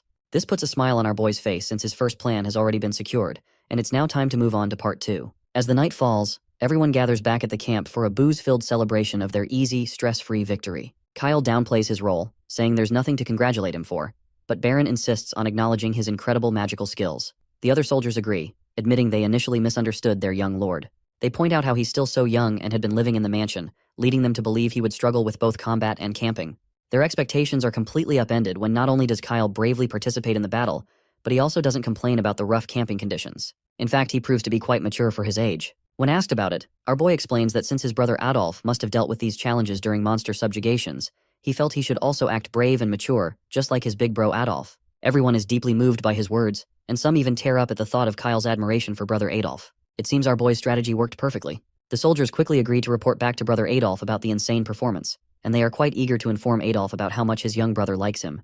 The favorability also rises up to 60 as everyone feels a warm appreciation for him. As midnight approaches and all the soldiers are deep in sleep, Kyle decides to take a quick look around before heading to bed. The patrolling guard requests him not to go too far, and with that, our boy promptly leaves. Kyle is actually pleased that these bunch of stupid heads don't suspect him of anything just because they see him as a kid. He also reflects on how most of the knights have fallen asleep after celebrating their victory all night. There are a few guards still on duty, but they don't seem to be much of a threat. At that moment, he pulls out a bottle of perfume. It turns out to be ogre perfume, which can summon ogres within a 10-kilometer radius. He used to farm experience with these in the game, so he's familiar with its effects. The scene transitions back a bit to when Kyle first mentioned ogre perfume in front of Leonhardt. The knight quickly confirms that he's never heard of it before. In response, Kyle says that if no one knows about this, then he must be the first creator of it, which also confirms the fact that the recipe for ogre perfume isn't known in this world yet. He explains that it's a perfume that summons ogres within its radius, with the quality determining how large the radius is. Leonhardt reminds him that the goal of the subjugation squad is to tackle a goblin den, and ogres are high-level monsters, so the squad will struggle against them. Kyle confirms that this is exactly what he's aiming for. He points out that there are 12 high-level expert knights in the subjugation squad, so while goblins would be manageable, ogres are a different story. Furthermore, the rest of the soldiers in the 5th Legion are just a bunch of rabble, despite being called a knight squad. Their loyalty to Adolf is unquestionable, but their individual skills are lacking. Apparently, this legion is made up entirely of street criminals whom Adolf brainwashed with dark powers. The powerful brainwashing turned them into fanatics, allowing Adolf to not only expand his influence, but also to demonstrate his control over even the most hopeless individuals. They are now loyally controlled, and if Adolf were to give a command during the succession ceremony, a tragedy would likely unfold, with his knights willing to go to any extreme for him. Even street thugs are part of this estate, and the brainwashed high-level knights are particularly troublesome. To mitigate the risk of such loyalty turning against him, our boy plans to reduce the 5th Legion's strength as much as possible before the succession ceremony. Starting with the 12 high-level expert knights, he intends for them to die heroically fighting the ogres. Kyle's role is to survive this deadly battle and return with the achievement of subjugating the ogres, thereby securing his position and demonstrating his own value. As the aroma from the ogre perfume spreads across the countryside, the ogres are drawn to it, and soon after, the camp is under attack. The soldiers are thrown into confusion, unsure of what's happening. One of the high-ranked knights tries to reassure his comrades, telling them not to falter because it's just a mere ogre. However, their confidence is shattered when the same knight is crushed like a tomato under the giant hand of an ogre. The soldiers tremble and recoil in fear, realizing that if a high-level knight can be defeated so easily, they stand no chance against these monsters. That's when Kyle jumps into the scene, urging everyone to pull themselves together. He scolds them for cowering, reminding them that prestigious Celtarian knights don't behave that way. He further stresses that if they retreat, the ogres will invade their territory, so they must stop the ogres here, no matter the cost. At that moment, Baron Jerome arrives on horseback, relieved to see that our boy is alive and safe. He tells Kyle to make his escape while he takes care of the monster, emphasizing that his safety is the top priority for him. But our boy firmly declares that he won't run. He makes it clear that he will stay and fight with everyone until the end, because he can't face brother Adolf if he abandons his followers and runs away alone. He asks the thin mustache if there's anything wrong with his decision. Baron is quite touched by the bravery our boy is showing, and looks back at him with admiration. That's when Kyle casts a spell, giving Baron an extra boost. As the spell takes effect, Baron feels lighter and more invigorated. Kyle explains that since he is still a first circle mage, he will support and control from the back. He tells Baron to take the lead and fight bravely. The man quickly agrees to his young lord's command.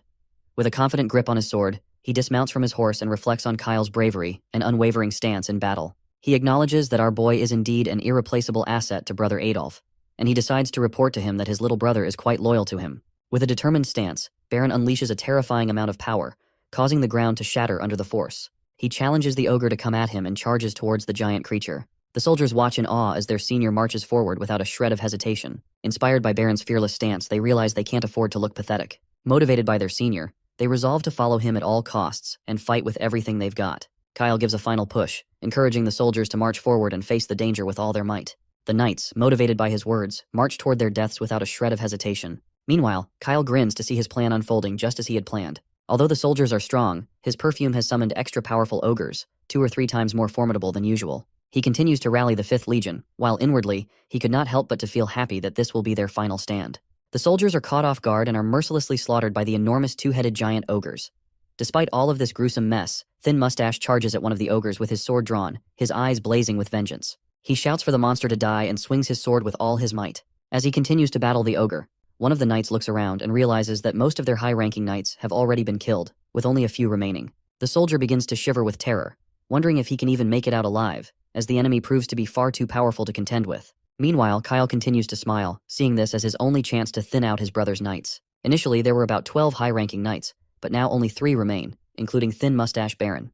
Baron also has been pushed to his limits, and is uncertain whether they can achieve victory. He contemplates using his final option, which is the power of darkness. Before unleashing this terrifying power, he recalls brother Adolf's warning. Adolf had told him that the power of darkness would make him stronger and allow him to sense a power, unlike anything he had felt before.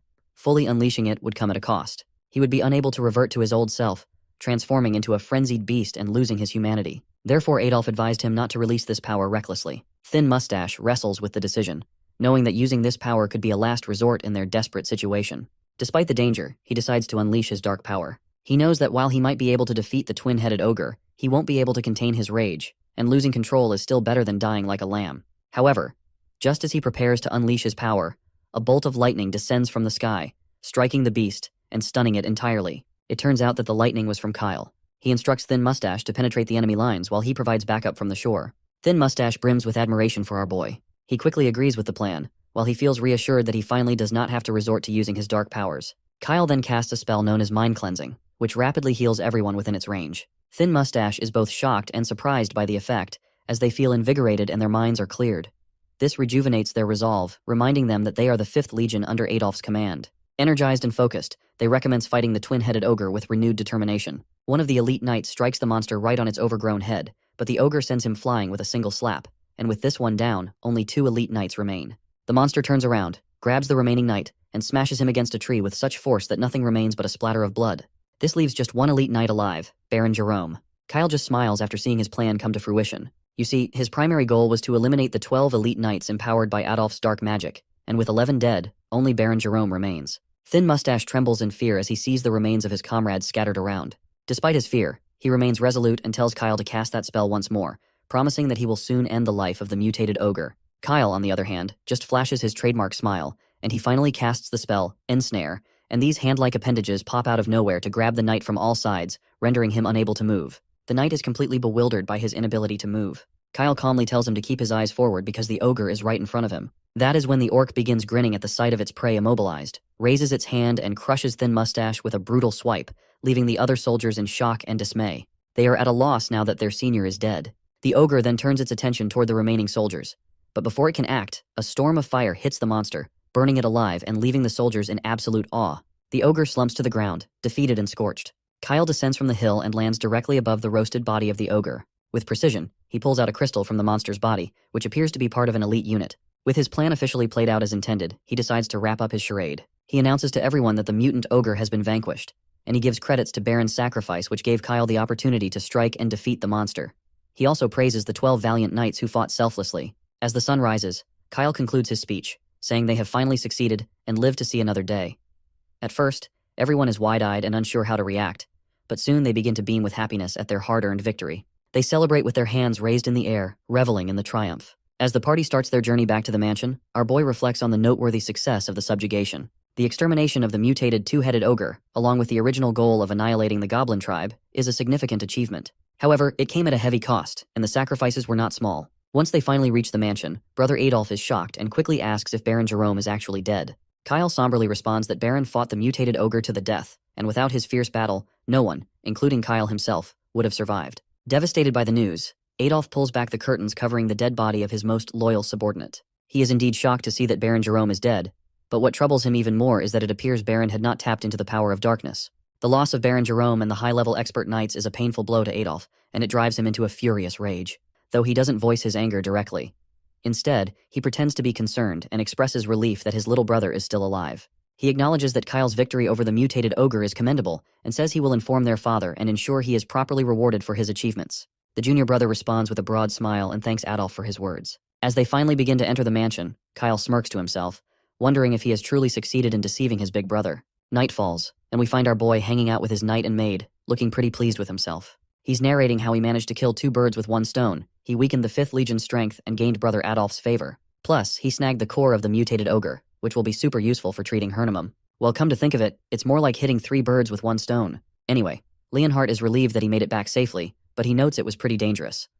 Kyle just shrugs it off, saying that 1 mutated ogre was no big deal for him, and he is sure that he could have handled it without breaking a sweat. He simply wanted to pretend to be weaker to show everyone that he is just a harmless kid. Leonhardt then asks if he plans to stick with Brother Adolf's camp, and what his plans are for Lord Abel. Kyle just smiles in response and tells him to wait and watch, confident that Brother Abel will come looking for him on his own. A few days later, the major members of the Seltarian family gather in the conference room to review the results of the subjugation and decide how to distribute the spoils. During the discussion, the Marquis mentions he wants to talk about Kyle's role in the ogre's defeat and opens the floor for any objections. There's a murmur of surprise and disbelief among the family members, who find it hard to believe that Kyle was even involved in defeating the monster at all. On the other hand, Adolf sits with a smug smile, already plotting to keep Kyle firmly on his side. One of the members in the conference room finally raises their hand, pointing out that Kyle's supposed significant role in the hunting party sounds like a bit of a stretch. This critic is Baron Hemmington, a rather portly figure known for his bluntness. The Marquis asks for clarification, and Baron Hemmington responds that while it's well known how much the Marquis adores his youngest son and often praises him, the reality is that Kyle is just a first-circle magician, essentially an apprentice new to magic. Considering the trouble our boy has caused in the past, Hemmington argues that merely participating in the subjugation and returning safely doesn't warrant credit for the monster's defeat. It's hard to believe that someone could mature so quickly overnight and play such a pivotal role. He also goes on to highlight that Kyle has always been a troublesome child up until now. The other family members seem to nod along, clearly worried about what kind of mischief Kyle might be cooking up now. Kyle, meanwhile, is somewhat fascinated by the fact that these loudmouths have no qualms about speaking ill of him right in his presence. It seems the original Kyle is living up to his reputation as a troublesome kid, which isn't too surprising. At that moment, Kyle himself decides to speak up. He addresses the Baron directly, pointing out that he was present when the mutated ogres were rampaging, and simply surviving and witnessing such an event is an achievement in itself. He urges the Baron to reconsider his opinion, emphasizing that only someone who has faced a monster like that firsthand can truly understand the true terror. He further challenges the fatty by asking if he thinks dealing with such a threat is as easy as it sounds. Of course, Baron Hemmington is visibly startled by our boy's challenging tone. As he stumbles for a response, Lord Abel also speaks up. He points out that even regular ogres are tough to deal with, even for several high-level expert knights. Considering the ogre Kyle faced was a 2-headed one, twice as strong as a regular ogre, the fact that Kyle returned alive is indeed nothing short of a miracle. Our boy feels a bit bewildered to see his oldest brother defending him, which is a rare show of support. On the other hand, Baron Hemmington tries to counter by arguing that Kyle's survival was due to the knights risking their lives to protect him. He emphasizes that all 12 high-level expert knights died, which clearly suggests that Kyle's survival was more a matter of luck and the sacrifices of others, rather than his own prowess. Lord Abel speaks up again, and stresses the fact that the blow that killed the mutated ogre was delivered by Kyle's spell, as confirmed by the surviving knights. He acknowledges that while Kyle may have been a troublemaker during his childhood, he still made significant contributions in this subjugation, and is now focused on studying magic diligently. Abel argues that it would be fair for Baron Hemmington to set aside his prejudice and recognize Kyle's achievements. The fatty tries to argue further, but Adolf cuts him off with a raised voice, asking if he really believes he has the right to bring up Kyle's past misdeeds and criticize a direct descendant of the Seltarians over baseless claims. Adolf then questions if he is trying to overstep his authority. This causes Hemmington to shrink back in fear, quickly denying any such intention. Meanwhile, Kyle, the man of the hour, is utterly bewildered by what's happening. Both of his brothers are actually defending him. Adolf finally calms down, clears his throat, and turns to their father, declaring that his vote is in Kyle's favor. He fully recognizes his little brother's achievements and insists they must be acknowledged. He reminds his father that the 5th Legion is directly under his command, and all of the boys testified that his young brother fought bravely. With both Abel and Adolf in agreement, their father delivers the final verdict. If both brothers agree, there are no objections to acknowledging Kyle's contribution. Markey declares that from now on, Kyle is officially free to come and go from the main residence, and he may even leave the estate. Our boy lights up with happiness at hearing his father's verdict. However, his father goes on to say that the spoils recovered from the mutated ogre will be distributed based on merit, and that Kyle will not receive any of them. This catches our boy off guard, as he wasn't expecting to be cut out like that. With those final words, his father adjourns the meeting, and everyone is allowed to leave. But Kyle stands there, completely bewildered by the last part of his father's verdict. He has no idea why, despite being acknowledged for his contributions, he isn't getting any spoils. Before his father leaves, Kyle quickly calls out to him, trying to charm him with his innocent expression, and asks if he's really not going to get any spoils after all his hard work. That is when his father leans closer to his son's ear and whispers about the ogre core that Kyle already swiped. As soon as his father's whispered words sink in, Kyle's breath catches in his throat.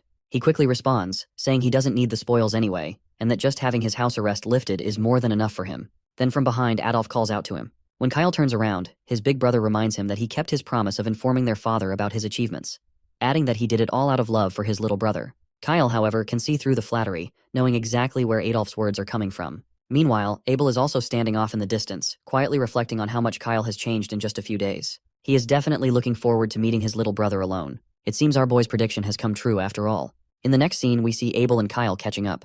Right off the bat, Abel drops a bombshell of a news, claiming that he doesn't actually have any serious skills, and this is the first time he's ever mentioned it to anyone, not even their father knows. Kyle just goes along with the conversation, but in his head, he's thinking, why is my brother suddenly dropping secret bombs like this? Kyle had been ready to talk with Abel, but he didn't expect the conversation to take such an unexpected turn. Before we dive further, let's rewind a bit. Right after the meeting ended, Abel approached our boy and personally gave props for the hard work he put into this subjugation. He points out that Kyle has now successfully proven himself in real combat, so he confidently gives a title of a proper mage to our boy. Kyle, however, downplays it, modestly saying he's still far from that title. After all, he's only a first circle mage, and he chalks his success up to sheer luck. Once Abel takes control of the conversation, he promptly invites his little brother to dinner, saying he'd love to hear more about his exploits during the subjugation. At the time, our boy agreed with a smile. But now, sitting across from his brother, he knows the real reason for the invitation, which is that his big bro is trying to recruit him to his side. But what our boy can't figure out is why his big bro is suddenly dropping such a personal secret. There doesn't seem to be any ill intent, but he's still struggling to understand what Abel is truly trying to achieve by revealing something so private. Whatever the case, our boy's mind is also on the bigger picture. If he wants to safely navigate the Marquis of Kelterion rebellion event, Abel's strength needs to grow as Adolf's influence crumbles. Only with solid support from the Marquisate of Kelterion will Kyle have a chance to survive this fantasy chess game. So he knows he has to be very careful with his words here. With that in mind, he turns to his big brother and asks why he is revealing such a significant secret that not even their father knows about. Abel responds by asking if his little brother isn't interested in hearing the full story first. Our boy admits that he would love to hear what his senior has to say, but after learning such a big secret, he's unsure how to react and what Abel truly thinks of him. The senior quickly picks up on Kyle's concern and directly asks if he is worried that there might be ulterior motives behind revealing such crucial information. Kyle sheepishly smiles and kind of agrees to what his brother said. He further admits that he simply can't win against his big brother in the games of wits, so he decides to be straightforward. He makes it clear that while he is currently aligned with Adolf, he doesn't truly support him. However, this doesn't mean he plans to join Abel's side either. The scene then transitions to the practice grounds of the mansion, where we find Adolf venting his frustrations on the training dummies, clearly agitated. One of the maids stands nearby, watching him with a mix of concern and apprehension. His frustration apparently becomes evident as he expresses his irritation that his eldest brother visited Kyle's residence. The maid further confirms this, and adds that there were guards stationed outside, so she was unable to overhear their conversation. Adolf states that he already knows why Abel wanted to meet Kyle and what they discussed. He makes it abundantly clear that he was the first to set his sights on our boy, and is not going to lose him to Abel easily. He then instructs the maid to poison Kyle's food if he ever shows any signs of considering joining Abel, emphasizing that this is precisely why she was stationed there. The lady looks anxious and scared by these stern orders, but reluctantly agrees to carry out the task. The scene shifts back to Kyle and Abel's meeting. When the senior asks him why he isn't interested in joining his side, our boy hesitates to respond. Well, we all just saw what Adolf is plotting against our boy if he joins Abel's side, so it's no surprise that he does not want to join. But he does not say anything to Abel regarding this. Instead, he surprises him by saying Abel is a kind person. Well, this unexpected response catches the senior off guard, while our boy keeps saying how kind his eldest brother is. Apparently, Kyle's words are genuine, especially considering his system shows that Abel's affection level toward him is 0. This is actually a positive sign, given that most people have negative scores in affection toward our boy. Abel, on the other hand, admits he's glad to hear such kind words. However, he also feels regretful for not paying attention to his younger brother and only coming around when he needed something. Kyle reassures him in response, saying he shouldn't feel guilty. He acknowledges his own bratty behavior in the past and admits he also dislikes his former self. He is just glad that his senior brother didn't just bury him for being a brat, and he's thankful for that. Abel bursts into hearty laughter when he hears the funny remark from his junior. He jokes that if he had known his little brother was so smart and perceptive, he would have met him sooner. Then Abel gets serious and tells Kyle that whatever Adolf has promised him, Abel can offer the same, and even better. He asks him if there's any chance for reconsideration. Our boy finally speaks up, saying that if he joins Adolf, he's sure Abel wouldn't hold a grudge.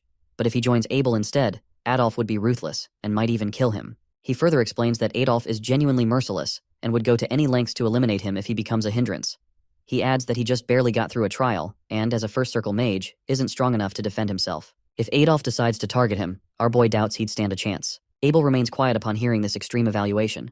He notes that our boy is the only family member who has ever expressed such a strong opinion about Adolf. When Kyle asks if he agrees with this assessment, Abel simply nods in confirmation. Before diving deeper into the conversation, Abel finally reveals that his seemingly insignificant skill is actually a keen intuition. He explains that since childhood, he's always had a nagging feeling when something bad was about to happen. This intuition has helped him avoid dangerous situations. However, as they approach the succession ceremony, these ominous feelings have intensified, especially concerning Adolf, who is giving off some seriously dangerous vibes. Abel admits, though, that he doesn't have concrete proof to confirm any ill intentions from Adolf, so he can't be entirely sure. This revelation kind of fascinates our boy. He starts wondering if Abel is actually aware of what's happening around him. What's surprising is that this level of insight should be just a low-level foresight, but Abel also seems to sense dark energy, and he never had that ability in the game. It makes him question what's going on.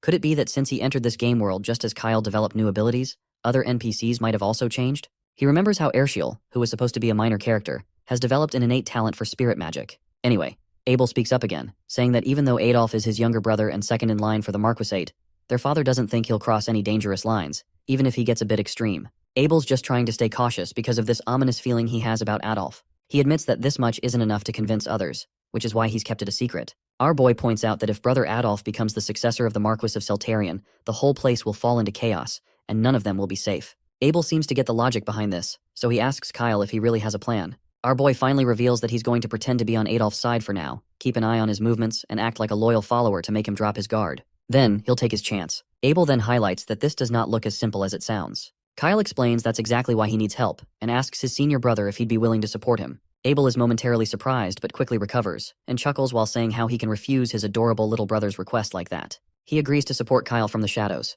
With that settled, our guy says he has one favor to ask. But before we can hear about that favor, the scene transitions to give us a look at the mansion. A few days have passed since the conversation with his brother. Inside Kyle's room, we see a pile of platinum coins. Leonhardt gasps in shock as he claims that just one of these coins is worth several times his monthly salary. He asks Kyle how he managed to get so much money. Our boy cheekily replies that he stole it from his older brother. The knight is shocked and asks if he stole it from Abel. Kyle responds positively, and the scene flashes back to the past. There, we see Kyle asking his brother for a large sum of money. Abel, without hesitation, asks how much he needs and promises to prepare the money right away, saying it's just a little gift for his younger brother, so he does not need to pay for it. In the present, our boy happily reveals that he had no idea his older brother was so generous. Amid all this, Leonhardt also notices a shining ball in the pile of coins and curiously asks his master about it.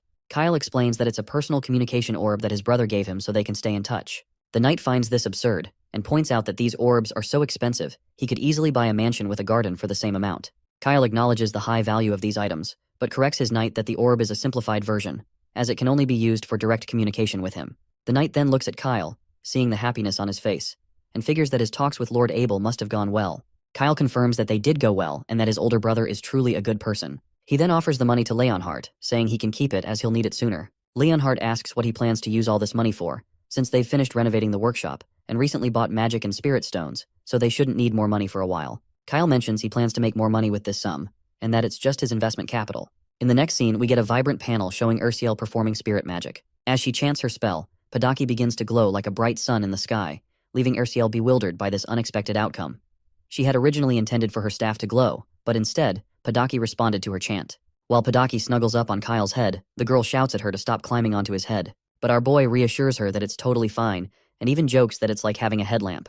Leonhardt, ever the simplest guy, just facepalms in frustration and quickly asks what they're doing in the dungeon right now. Well, this is kind of a good question, and I also want to know what exactly they are doing here. But our boy remains vague when asked about their activities, simply stating they're in a dungeon because it's a dungeon. Leonhardt, clearly annoyed, demands a clearer answer. He reminds Kyle that they had left the mansion with the intention of visiting the neighboring territory of Enpalum, so he wants to know why they're now in a dungeon. Kyle continues to be evasive, explaining that there's a dungeon on the way to Enpalum, and since they were passing by, they decided to take a quick look. Once again, Leonhardt is frustrated with his master's vague response. He decides to give up on asking and simply states that they should get out of the dungeon since it's not a place to stay for long. Kyle counters, saying that their exploration of the dungeon is just beginning. Leonhardt stubbornly reminds him that it's dangerous. He points out that as they've progressed deeper into the cave, the number of monsters has steadily decreased. This likely means a boss monster resides further inside, as low and mid-level monsters tend to avoid boss territories. Leonhardt reveals that he's managed to handle things up to now, but he's unsure what challenges they might face if they continue. He insists they should turn back while they still can. That's when Kyle makes it clear that they are not turning back because the boss is exactly what they're after. Leonhardt is shocked by his master's revelation and asks if leaving the house under the pretense of going to Enpalum was all just a cover. Kyle responds that it wasn't entirely incorrect, as they do have business in Enpalum.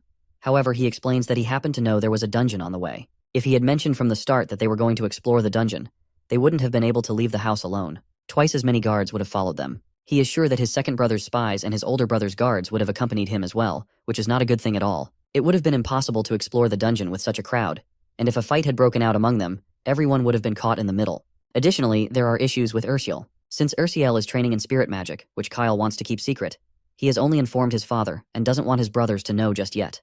Therefore, bringing Padaki out in front of people would be problematic. He then addresses the elephant in the room, revealing that the biggest issue is sharing the loot if they bring more people. But Leonhardt points out that with just the three of them, it's quite reckless. He acknowledges that he might be an upper-ranked expert knight, but Ursiel has only just begun learning spirit magic. While the knight keeps his protest, Kyle finally speaks up with a fiery tone that leaves the knight stunned and silent. Kyle reminds him that just because he acted weak back in the mansion, it doesn't mean he should take it at face value. The power of his magic, which has overcome her Mamu, is drastically different from regular magic, and Leonhardt himself is a witness to that. With that in mind, Kyle asks him if he still has any hesitation. He emphasizes that they have a solid team, Leonhardt as their tank, Ursiel as the healer, and himself as the DPS. With everything they need in place, our boy sees no reason why they shouldn't explore the dungeon. For one last time, he tells his knight to stop underestimating his master and show some faith and trust. He then challenges Leonhardt by asking if he still has doubts, to whom he would choose to be loyal, his father or Kyle. Before Leonhardt can respond, Kyle makes it clear that he doesn't need a knight who serves two masters. He wants a knight who serves him alone.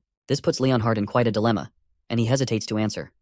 Well, our boy understands the hesitation comes from the fact that Leonhardt is only here as per the Marquis's orders to guard his son. No matter how loyally he serves Kyle, his true master is the Marquis. Our boy has realized that simply showing sentiment won't be enough to secure Leonhardt's loyalty, and forcing him would only backfire severely. The fact that Leonhardt hesitates reassures Kyle that the knight at least acknowledges him as a master worth considering. With that settled, they continue their journey deeper into the dungeon. Leonhardt, with renewed conviction, swears to be the impenetrable shield of Versina. As they step confidently into the main boss chamber, they find the massive creature sitting quietly. The room is revealed to be the Minotaur's secret sanctuary, the name of the dungeon itself. Kyle notices the Minotaur is much larger than he expected, especially since, in Fantasy Defense, this dungeon was known as a beginner farming spot. It had no traps, a short path, few mobs, and most importantly, the rewards were incredibly generous compared to its difficulty. This is exactly why he kept the party small, because he isn't about to share such treasure with anyone else. Leonhardt then reveals that the Minotaur is said to be 3 times stronger than an ogre. Kyle agrees, pointing out that while the Minotaur doesn't use magic, it has incredible strength. If Leonhardt tries to block its giant hammer without sword energy, his bones could easily shatter. Kyle instructs him to take the front line, draw the Minotaur's aggro, and block its hammer attacks. He promises to cast a shield spell to boost Leonhardt's defenses. With the added shield and sword energy, Leonhardt should be able to withstand the heavy attacks. However, Kyle warns that there's one attack to be especially cautious of.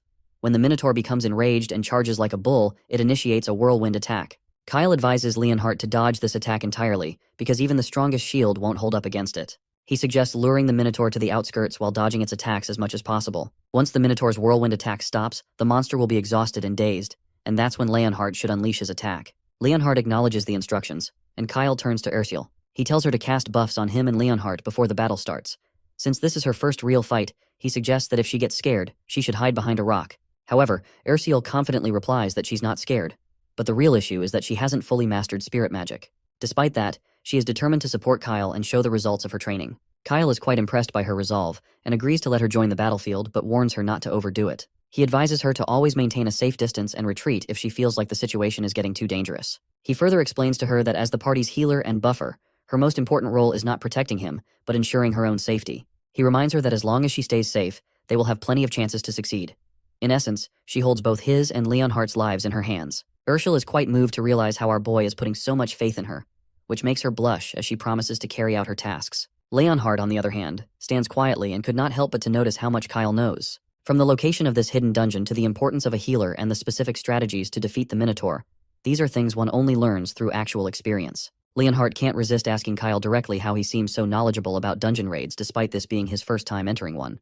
Kyle is caught off guard by his knight's question and struggles to come up with a convincing response. He mentally curses himself for acting like he knows too much, forgetting that he's supposed to be a 13-year-old kid. He realizes that, despite any magical genius he might have, it would be unusual for someone his age to have such extensive knowledge about dungeon raids. Eventually, he comes up with an excuse, claiming he learned some basic tips during the goblin hunt when dealing with the ogre. Leonhardt finds this explanation hard to believe, questioning how Kyle could have learned about the Minotaur's traits and attack patterns from knights who were struggling with ogres. Well, it seems like our boy is not getting anywhere with his lame responses. He's unsure why his knight is pressing so many questions and fears that Leonhardt might be close to discovering that he's not the real Kyle. He imagines a nightmare scenario where Leonhardt stands up in front of everyone and announces that this is not Kyle, but an imposter. Chaos erupts, and our boy can practically hear the crowd cheering as they pummel him with everything they've got. Then he pictures himself all tied up in front of his senior brothers, who are convinced that this brat must be possessed by a demon. They've been suspicious from the start, especially since he's changed so much in just a few days. The idea of being burned alive sends shivers down his spine, so he quickly blurts out that he read about it in a book. The knight still looks unsure and is trying to piece it all together, but Kyle tries to convince him that it's true, mentioning that he spent a lot of time in the library and, oh yeah, he might have secretly read some strategy books too. The knight is totally baffled, but then his expression shifts. He starts to admire his master again, saying that it all makes sense now. He points out how Kyle's been hitting the library often lately, studying like a man on a mission. He's impressed that his master didn't just learn magic, but also got the hang of monster strategies. Leonhardt is feeling incredibly proud watching his master grow. He's practically buzzing with excitement to report back to the Marquis, sure that he'll be thrilled with his youngest son's progress. Meanwhile, as they chat, Kyle notices his affinity with Leonhardt rising. Whatever the case, it's a small but significant victory for him. After all, he was just about to get screwed, and barely saved himself from getting killed. Later on, we see Ursula in action. She casts a healing spell, and tiny spirits rush to Kyle, instantly beginning their work. Her magic boosts his health and defense by 30%, enhances both his mana and sword energy, and restores lost health while providing automatic healing over time. Our boy can't help but compliment Ursula on how much her spirit magic has improved. It's clear she's gotten a lot better since she first learned it. With that, the trio is finally ready to take on the Minotaur. While the monster is still sleeping, Leonhardt charges in, but the Minotaur wakes up and swings its massive weapon just as Leonhardt is about to strike. After a brief clash, the knight steps back to a safe distance and notices how much more solid and lighter his body feels, thanks to Kyle's shield and Ursula's buffs. The Minotaur, now fully awake and furious, lets out a massive roar. It demands to know who these intruders are and why they dared to disturb its slumber. With a menacing growl, it threatens to smash everyone into pieces if they're here to steal its treasures. But the Minotaur's loud mouth is quickly shut up by Kyle's crystal attack. But it only tickles the beast, which just makes it even more annoyed. Kyle just stands there with a smug grin, letting the Minotaur know that the real party has just begun. He then unleashes his ice lance, but the Minotaur blocks the attack with its massive weapon and growls in irritation. Leonhardt sees his chance and lands a solid slash near the Minotaur's throat, making blood pour out like a leaky shower. Kyle is totally pumped to see his knight in action and could not help but admire how badass his knight looks. Our boy then cheekily tells the Minotaur that Leonhardt is far more capable than he realizes. The Minotaur grows even more annoyed to hear this, and lifts its giant weapon to crush Leonhardt, but Kyle uses Stone Shield just in time to block the attack. The poor knight, on the other hand, trembles under the Minotaur's massive weapon, thinking he was just a hair's breadth away from having his bones crushed. He's thankful Kyle used the shield spell at the perfect moment. Otherwise, his arms would have been shattered beyond repair. What really blows his mind is Kyle's ability to predict every move and cast spells at just the right moment, seamlessly leading the battle. Kyle's battlefield instincts and spellcasting are top-notch, and he's everything under control. Our boy then casts another spell that strangles the Minotaur, making it unable to move. He follows this up with a barrage of light bullets that hit the monster's overgrown body. The Minotaur roars in agony from the sizzling hot shots, while Kyle stands there like a total gigachad. Both Ursula and Leonhardt are left utterly bewildered by his incredible display of skill. Even the Minotaur can't help but give a nod to Kyle's mad skills. He's seriously impressed that a mere human has pushed him this far. But don't get it twisted. He's still got a grudge against humans and views them as nothing more than ants. He decides it's time to show who's boss and starts preparing his ultimate attack, the whirlwind. The air around him starts to churn as he swings his axe with fury. Kyle quickly warns his party members that shit is about to get real. He tells Leonhardt to keep the Minotaur's attention and lead it to the outskirts of the battlefield. Leonhardt, ever the diligent knight, takes off like a shot, while Kyle makes sure to boost his knight's defenses, readying him for the storm that's about to hit. As Leonhardt gets closer to the Minotaur, he throws his sword at the beast from a safe distance. The Minotaur roars in anger, his rage reaching new heights as he charges after Leonhardt, who runs toward the outskirts, exactly as they planned. It's a high-stakes game of cat and mouse, with Kyle and his team playing their parts to perfection. Our boy starts a countdown from 30, and as he does, we flash back to his earlier advice to Leonhardt, which is to avoid the Minotaur's whirlwind attack and not face it head-on. After such a massive ability, the Minotaur would be exhausted and need a moment to catch its breath, and that's when they can strike back. Back in the present, there are only 5 seconds left before the Minotaur exhausts itself. Those 5 seconds feel like an eternity, as the monster almost brings its giant weapon crashing down on Leonhardt. Just as the final second ticks away, Leonhardt narrowly dodges the attack, escaping by a hair's breadth. He's absolutely terrified, amazed at how close he came to being hit by that massive weapon. Though he is also glad that his close call paid off, he's left wondering if it was all just a coincidence, or if Kyle had timed it perfectly from the start. Our boy then quickly uses another spell, summoning ice crystals that show the full extent of his magic's power. After throwing the crystals at the Minotaur, the beast is finally defeated, leaving behind only its giant weapon. After the battle is officially over, Ursula is hard at work patching up Leonhardt's hand, and once he's healed, he thanks her for her support. Meanwhile, Kyle is over the moon about the treasure left behind, thrilled to claim it all for himself. The treasure pile is packed with valuable loot, starting with a staff that radiates an aggressive aura. This staff not only allows for slightly faster magic use, but can also store up to 3 spells. Stored spells can be used without consuming mana and have a maximum spell circle of the second. Kyle explains that in fantasy defense, acquiring this staff from the Minotaur dungeon is an essential strategy for mages, offering powerful benefits until one becomes a high circle mage. He's thrilled that this staff means he won't have to worry about his weaponry for a while. Leonhardt, meanwhile, eyes a sword he found among the treasure. At first glance, he can tell that it's clearly a high-quality blade with magical properties. No wonder the Minotaur was so protective of it. As he looks at the treasure, his mind flashes back to the proposition our boy threw toward him, which was about pledging loyalty, whether to the Marquise or to Kyle himself. Leonhardt is feeling guilty that he is being rewarded with such generosity from his young master, even though he can't even get himself to pledge loyalty to him. Ursula is also feeling a pang of guilt for always receiving things from Kyle. She admits she wants to be of help to him, even if just a little, but she's unsure how she could ever repay him if she accepts such valuable loot. Kyle reassures her not to feel that way, emphasizing how much both she and Leonhardt have contributed to today's battle. But still, Leonhardt agrees with Ursula, saying that the sword is too precious for him to use. Kyle sighs at their absurdity and tells them that the equipment isn't just a simple reward. He expects them to get stronger with this high-grade gear. He stresses that they need to enhance their combat power urgently, as they're short on time. This equipment is meant to help them significantly boost their abilities for the challenges ahead. He also acknowledges the rules about reporting and distributing high-grade dungeon rewards through proper channels, but he admits he doesn't intend to follow them this time. He wants to keep their newfound strength and the treasures secret from the rest of the family.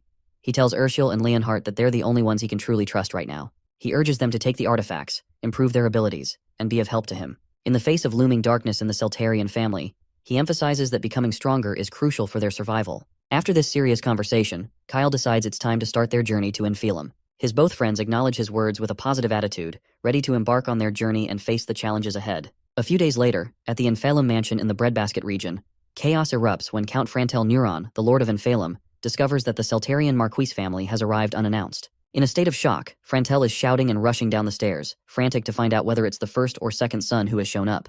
His assistant, a bespectacled man, explains that he's not sure, but they carry the Seltarian crest, which only direct descendants of the family can possess. Frantel is totally freaking out, wondering if the Seltarians are considering dragging his domain into their family succession drama. His assistant is also worrying about the same thing, and further points out that it's an unwritten rule to avoid involving other families in succession disputes, but it seems they're caught up in it now. When they finally reach the guest room, Count Frantel Neuron pauses for a moment to regain his formal demeanor. He opens the door with a broad smile, ready to warmly welcome his esteemed guests from the Seltarian family. But his greeting gets caught in his throat when he sees Kyle sitting comfortably in the guest room, sipping tea and enjoying some delicacies. When Kyle sees the Lord of the mansion, he promptly greets the Lord and apologizes for the lack of advance notice. Frantel, on the other hand, exclaims in shock, asking who the hell even this boy is.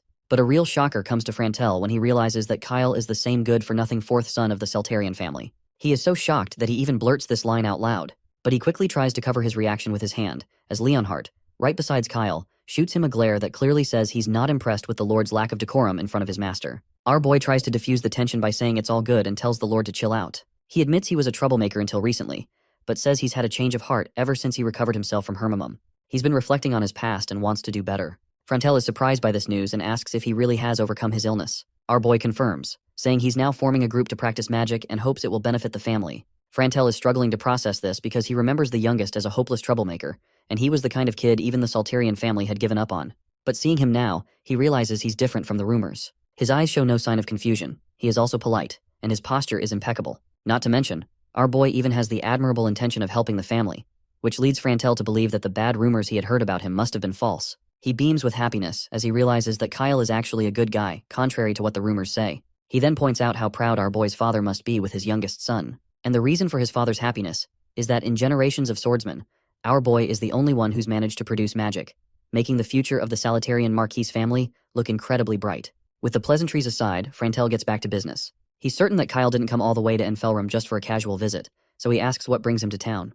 Kyle smirks at first, apologizes for the unannounced visit, and explains that the Marquis family is in a sensitive situation regarding a succession issue. He didn't want to draw attention to his movements, so he did not try to announce his arrival. The real reason for his visit is that he wants to purchase grain from Enfelrum, which is the largest granary in the north.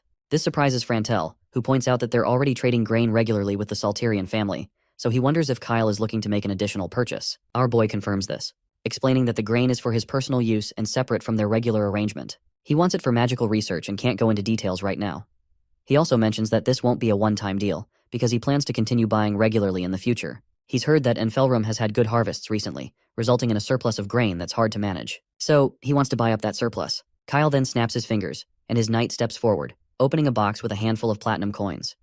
Even though the number of coins is small, Frantel and his assistant are blown away. Their jaws drop as they try to wrap their heads around how this young man has such a fortune. Frantel quickly gathers himself and says that selling the old grain shouldn't be a problem, as they do have excess stock. He acknowledges that magical research is confidential, so he won't pry into his work. Kyle smiles back, glad to be working with Frantel. However, the Lord is curious and asks how a young person like our boy came by such a substantial amount of money. Transactions with unclear funding sources could lead to trouble, especially with such a young buyer. Our boy reassures him, saying that the money is a gift from his brother. When Frantel asks if he means Abel, Kyle confirms he does, saying Abel is the only person he would call his oldest brother. Of course, this only makes Frantel even happier and more inclined to trust Kyle. The fact that Abel readily gave his young brother such a substantial amount of money shows they have a close relationship. He figures that having Kyle and Abel on his side is a better deal than having a relationship with their third brother Adolf, who seems to have sinister intentions. With that in mind, he says that if Abel is vouching for Kyle, he's willing to trust him too. Once our boy secures Frantel's trust, he starts the negotiations. He offers 4 silver coins per sack instead of the 7 silver coins Frantel initially demanded. Frantel and his assistant look at our boy with their clueless faces. But Kyle continues with his negotiation. He argues that 7 silver coins for old wheat is a bit much, especially since the extra old wheat is taking up valuable storage space and incurring storage fees daily. He suggests that selling it for 4 silver coins is the best option for both parties. After a lot of back and forth, Kyle finally settles on 5 silver coins per sack. Once the negotiations are done and they get to the guest room for some rest, Kyle is over the moon. Leonhardt is also impressed by his negotiation skills and curiously asks if he learned them from books. Kyle is caught off guard by this question and sheepishly says that the library has every book he could imagine. However, the truth is, he's picked up these negotiation skills from haggling in online marketplaces. The knight then asks how he plans to make money by purchasing grain. Kyle explains that he intends to buy grain when it's cheap and sell it when demand rises to make a profit. The knight responds that the current grain supply is stable and their Dresden territory has secured reserves until next year. He further points out that it might be difficult to make a profit by putting old grain on the market. Kyle simply explains that they're preparing in advance because they don't know what might happen in the future. You see, our boy knows exactly that a great famine is coming soon. After the Salterian Marquis family's succession ceremony, unprecedented weather anomalies will lead to a severe famine, causing grain prices to skyrocket. At that point, it won't matter whether the grain is new or old. People won't be able to find food even if they have money. Kyle keeps this to himself, figuring he can't explain it to someone like the knight.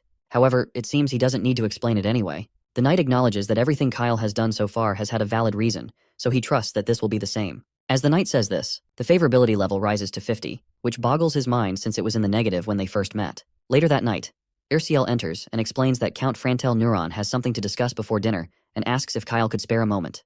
When Kyle arrives at Count Nyron's room and knocks, he enters and says he's heard the Count wanted to see him. The Count reassures him that it's nothing serious, since he simply wanted to introduce Kyle to someone. Our boy curiously asks to whom he's being introduced to. That's when a young girl stands up and introduces herself as Frantel Neuron's daughter. As soon as our boy hears her pleasant voice and sees her, he's visibly shocked. It turns out she's Iris Nyron, and Kyle clearly wasn't expecting to see her. The reason for Kyle's shock remains unclear for now, but it seems we'll have to wait to find out, as this chapter ends here. To understand why our boy is so shocked to see her, let's break it down. You see, Iris Nyron is not just any character. She's a total standout with her cute looks and top-tier magic talent. She's got a massive fanbase in fantasy defense, especially in the early game when everyone's still leveling up. But with all the positives, there is a negative side as well, which is that she's super arrogant. Sure, she's beautiful, but she's also a bit of a tyrant, loving to step all over others and hating on anyone weak. She enjoys the luxury of being talented, but her personality was equally messy as well. Trying to get on her good side usually ends up with you broke, thanks to her gold-digging ways. As the game progresses, her shine starts to fade. With the rise of S and SSS class magicians, she finds herself abandoned by her fans. Currently, Kyle is stuck wondering if he should even recruit her to his side, especially since he's not keen on going bankrupt just to keep her happy. He pushes those thoughts aside for now and starts wondering why Count Neyron is introducing his daughter to him at this moment. The man, on the other hand, happily continues, mentioning that his daughter just turned 11 this year, so there's not much of an age gap since Kyle is 13. He's hoping they could become good friends. Then the Count adds that she's even studying magic these days. He insists he's not just saying this because he's her dad, she really does have great talent. Since Kyle is also learning magic, the Count figures they could learn from each other and have a blast together. My guy is a bit at a loss for words, especially since judging by the look on her face, it's clear she's not exactly eager to make friends, even though her dad is pushing for it. Eventually our boy greets her, introducing himself as Kyle Seltharion, the fourth son of the Marquis of Seltharion. He's trying to be smooth, looking forward to their time together. Just as he says this, he activates his appraisal ability and quickly reads her stats. Not surprisingly, her characteristics line up perfectly with what we have heard before, and she has a whopping -48 favorability towards him as well. But what really catches him off guard is her talent, Mana's companion. You see, Kyle himself has Mana Stagnation, a broken talent he's never seen in anyone else. In the original game, Mana's companion was the top talent in the mage category, available only to the top 0.01% of SSS class mages. So he's baffled as to how Iris, an A-class mage in fantasy defense, has this talent. It's pretty clear she's gained some extra abilities, just like Abel and Ursiel. That means new possibilities have opened up for her, and Kyle can't help but wonder what that means for their dynamic. He reflects on how, despite her off-putting personality traits making her a target for avoidance during the game, if he could get his hands on an SSS-level talent, everything would change. He simply can't afford to miss this opportunity, no matter the cost. On the other hand, Iris, with her signature sass, fires back. She points out that he's the fourth and last in the Seltharion family line, teasing him about how she's never heard of him before, even though she knows all about the achievements of Abel and Adolf Keltarion. With a smirk, she claims she's already in the second circle while he's still stuck in the first. She wonders aloud what they should do about the power gap, acting like they're on completely different levels. Meanwhile, Kyle is doing his best to maintain a straight face, but inside, he's cursing her out. He can't help but wonder why she's like this, and wonders did she really have to be such a twisted character ever since she was a kid. Kyle calmly replies that, yes, he's a first circle mage, and it's only been 3 months since he started learning magic. When Iris hears this, her eyes widen as she realizes he's reached the first circle in such a short time. She can't help but think that he is progressing way faster than him. Twice as fast, in fact. He then explains that he only started learning magic after turning 13. Iris reminds him, with a hint of sass, that he's late to the party, saying it's common sense to start learning magic at around 10 years old, at the very least. Kyle responds positively, agreeing that he did start a bit late. But in his head, he's comparing her to a feisty kitten. Her natural aggression in her tone makes the insults almost bearable. He decides to share a bit more, telling her he suffered from a hermetic illness and has just recently recovered from it. Iris is genuinely surprised to hear that Kyle has overcome his serious illness, and she blushes a bit, saying that's actually impressive. But she quickly snaps out of it, defensively insisting that she's not admiring him for that or anything. Her father then reminds her that overcoming such an illness typically requires extraordinary magical power, or the potential to become a great knight. The fact that Kyle managed to conquer it at just 13 years old is pretty remarkable. He explains that Kyle is only going to get stronger as he continues to grow. He suggests that Iris should study with him, hoping they can learn from each other and positively influence one another. Iris, however, stays adorably stubborn. She reminds her father that our boy is still in the first circle, so she's not quite sure what she could learn from someone in a lower circle than her. Meanwhile, Kyle stands there with a smile plastered across his face, thinking about how her characteristic contempt for the weak is kicking in. She's underestimating him, assuming he's actually weaker. He thinks to himself how her personality is a bit problematic, and he figures he might need to help her fix that bad habit. Finally, he decides that Iris Neyron is the third talented person he wants by his side. To impress her a bit, he tells her not to judge a book by its cover. He steps closer and confidently says that he'll prove he's not weaker than her, and once he does, she won't be able to ignore him anymore. Iris starts blushing when she sees Kyle so confident, and she can't help but be a bit wavered by his demeanor. She then quickly asks how he plans to prove his strength. In response, Kyle invites her to a duel, saying that if he loses, he'll admit she's stronger. But before he can finish talking, she cuts him off, insisting she'll take the challenge, and adds with a smirk that if she wins, he'll have to get on his knees and lick her feet. Well, not gonna lie, this doesn't sound half bad either. Her father, however, looks utterly shocked, trying to figure out where she picked up such a bizarre kink. Iris sheepishly admits she read it in a romance novel. Her father starts shouting at her, demanding to know what kind of twisted romance novels she's reading. He quickly prohibits any more books and bans her from reading them again. As Iris's eyes start to well up from her dad's yelling, Kyle steps in and assures them that it doesn't matter what the challenge is. If he loses, he'll accept it, even if it means licking feet or toes. This only freaks her father out even more, while Kyle makes it clear that if he wins, she will have to accept him as her teacher. He also tells her to promise that she will never look down on anyone weaker or of lower status. Iris pauses for a moment but eventually agrees, cockily claiming she won't lose to someone in the first circle who just started learning magic. With that, she stomps out of the place, full of confidence, while her father claims that her personality is quite problematic. He explains that it's because she was raised by a family that's always been proud of her since she was little. He worries that if she continues growing up this way, she'll become increasingly hated by the world, making it harder for her to get along with others. Right now, she doesn't have any friends her age, and it's true that her reputation in social circles isn't great. Our boy is amazed to see that despite being a doting father, he's fully aware that his daughter is a problematic child. It makes him respect the Count a little more, realizing he's not just overlooking her flaws. The Count then highlights how Kyle had a stormy childhood himself, wondering if that's why he can understand Iris's mindset and actions. He believes it would be beneficial for her to experience defeat once in a while, so he gives our boy full permission to not hold back and teach her the harsh lessons she deserves. When Kyle hears this, he can't help but smile. Now he has the parents' permission to teach her a lesson, and he's looking forward to it. Meanwhile, Iris is still stomping down the halls, muttering to herself about how he can't teach her anything when he's only at the first circle. She's feeling pretty annoyed. But then her mind flashes back to that recent heart-pounding moment they shared, and she can't deny he's actually a handsome guy. Still, her arrogance kicks in, and she stubbornly tells herself he's just a first circle mage, determined to make him lick her feet no matter what. Oddly enough, despite her attitude, her favorability towards Kyle starts to rise. I guess that's just how tsundere characters work. A while later, our boy returns to his room, and Leonhardt points out that Count Neyron's introduction of his daughter likely has another intention behind it. His master asks him what he means by that, and the knight reminds him that even though she's only 11, it's an age suitable for discussing marriage proposals. Plus, the age difference with our boy isn't that big. This sends a chill running down Kyle's spine, and he yells at Leonhardt for even thinking about him getting married to an 11-year-old. Leonhardt calmly reminds him that nobles usually marry earlier than commoners, so it's not uncommon to get engaged in their early teens. My guy feels like he's about to puke as he finally realizes why Count Neyron was so eager to introduce his daughter to him. Leonhardt even tells him not to go too hard in tomorrow's duel, suggesting that they never know what might happen between the two of them in the future. He adds that while Iris may be a bit arrogant, she's still just a young lady. Kyle, with a devilish grin, declares that if Iris's father is trying to set him up for marriage, then he needs to crush her even more thoroughly. He makes it abundantly clear that with the kind of attitude she has, there's no way he's going to marry her. Absolutely not. He refuses. Period. Instead, he decides he'll use all his strength to fix her twisted personality. Suddenly, Erciel perks up at the mention of marriage and proposals. Judging by the look on her face, it's obvious she doesn't want to see Kyle marrying Iris. The next day finally arrives, and the rules for the duel are laid out. It's a one-round match, using magic to subdue the opponent without causing any serious harm. Leonhardt adds that if things get dangerous, he won't hesitate to intervene. He then asks both of them if they agree to the rules. Kyle then gets sassy and pointedly reminds Iris that since his knight will be the referee, does she have any objections? The girl keeps her usual nonchalant attitude, simply replies that she has no problem at all. Iris explains that Sir Leonhardt is a famous high-level expert knight and well-known in the Enfilum, so she knows he won't give a biased judgment. With that, Leonhardt finally decides to begin the duel. Iris strikes her pose and quickly unleashes a fiery attack toward him. Kyle just smiles in response, impressed by how fast her incantations are. It's hard to believe she's just 11 with such skills. But he knows she's still far behind him, and he quickly counters with his own wind magic. Their powers collide, and the wind effortlessly blocks the fire arrow. Iris grits her teeth in frustration but quickly swings her magic staff again, thinking to herself that she hasn't even begun to show her full strength and won't lose to a first circle mage like this. She throws another fire arrow, this one even more intense. But Kyle saves himself with just a flick of his wand.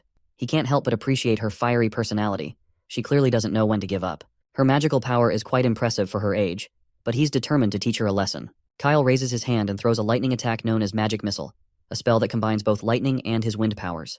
Count Neyron watches in shock, realizing that his potential son-in-law can perform double casting, which is a refined technique that's almost unheard of for a first circle magician. Iris sees the lightning attack heading straight for her and quickly raises her shield to block it. But her shield is dispersed almost instantly, and before she knows it, Kyle is standing right in front of her, wand in hand. Leonhardt declares our boy the victor, and as my guy walks away with a satisfied smile on his face, he can't help but feel a sense of triumph. But this arrogant girl, on the other hand, is struggling to accept that she just lost to a first circle magician. To save her face, she claims that it was just pure luck that he won because she was just in a bad condition for a moment. So she stubbornly demands a rematch to prove her point.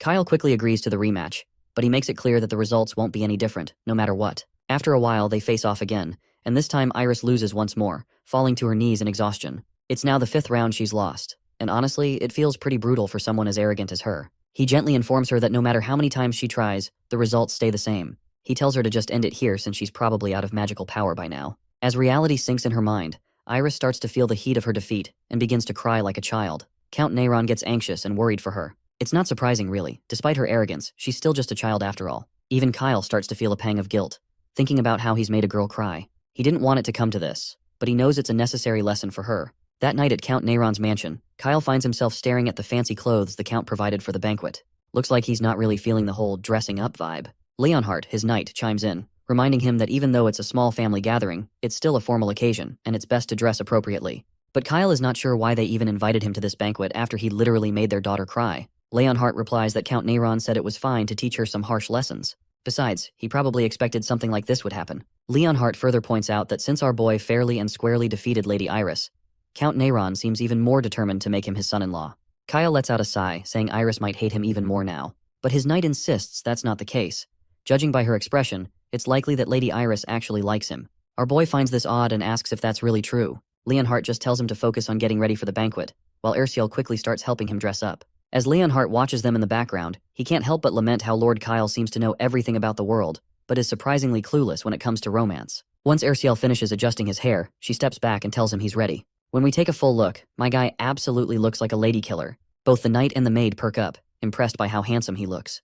With that settled, Kyle decides it's time to head out since they're all ready.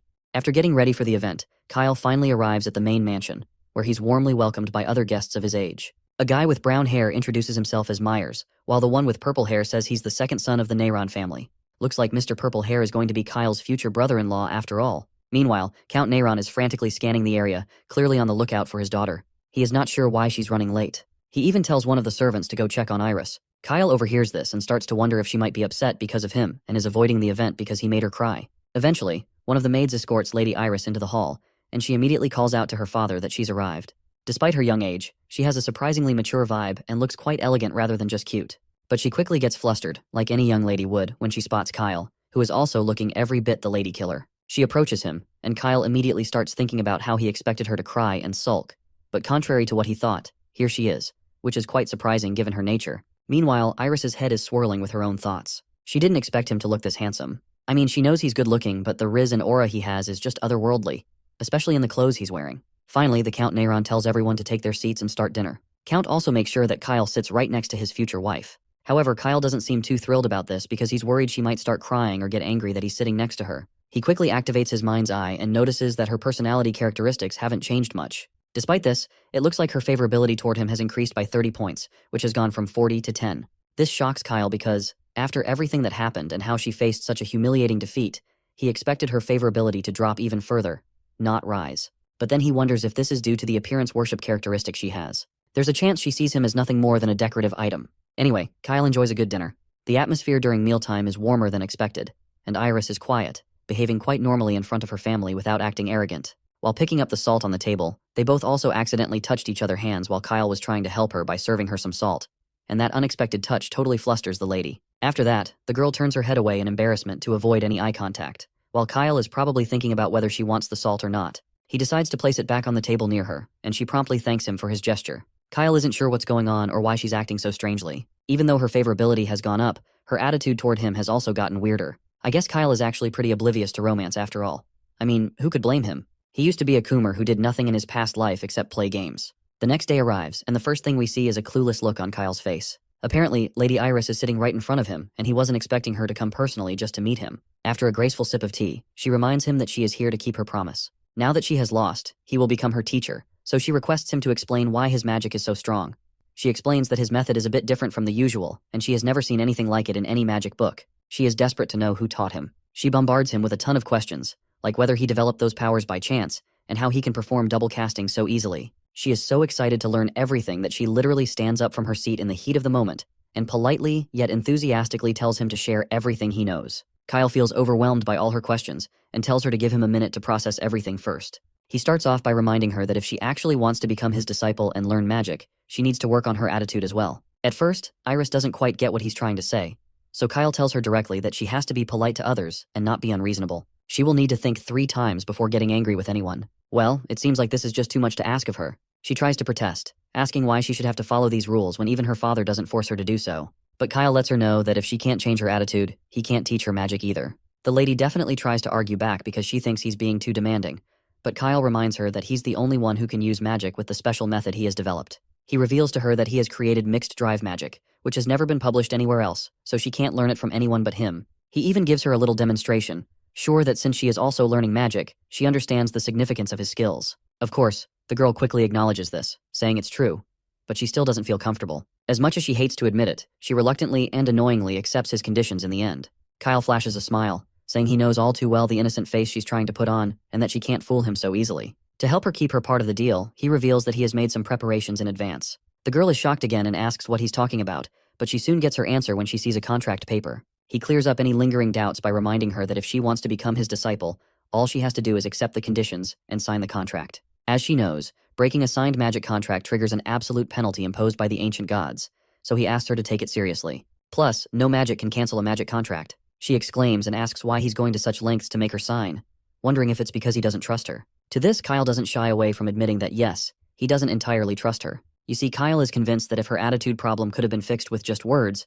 it wouldn't still be an issue after 11 years. It's a tough trait to change, and he wouldn't have gone through all this trouble if it were an easy fix. He further tells her that this magic contract was originally given to him after the duel. Yesterday, her father came to Kyle, requesting him to teach his daughter well. After seeing Kyle's skill firsthand, he was certain that only our boy could get through to her. The doting father, almost in tears, even said that if Iris refused to listen to him, Kyle had permission to use this magic contract on her, one of the only 2 genuine contracts in their family. Now, in the present, Iris feels embarrassed and confused, realizing her father is the one who roped her into this. She's convinced he'd never say anything like that, so she tells Kyle he'd better not be lying. Determined to get answers, she starts to rush back to her father to ask him personally what's going on. Kyle just sits as she begins to head off, but then he lets out a tired sigh. He calls out, telling her to stop right there, adding that if she turns back now, their contract will be null and void, and if that happens, he won't be able to see her again, let alone teach her any magic. This news catches Erciel completely off guard. Kyle, however, remains firm and tells her to decide now. He asks if she's going to sign and learn his magic, or if she'll refuse and leave this room, for good. He makes it clear that if she chooses the latter,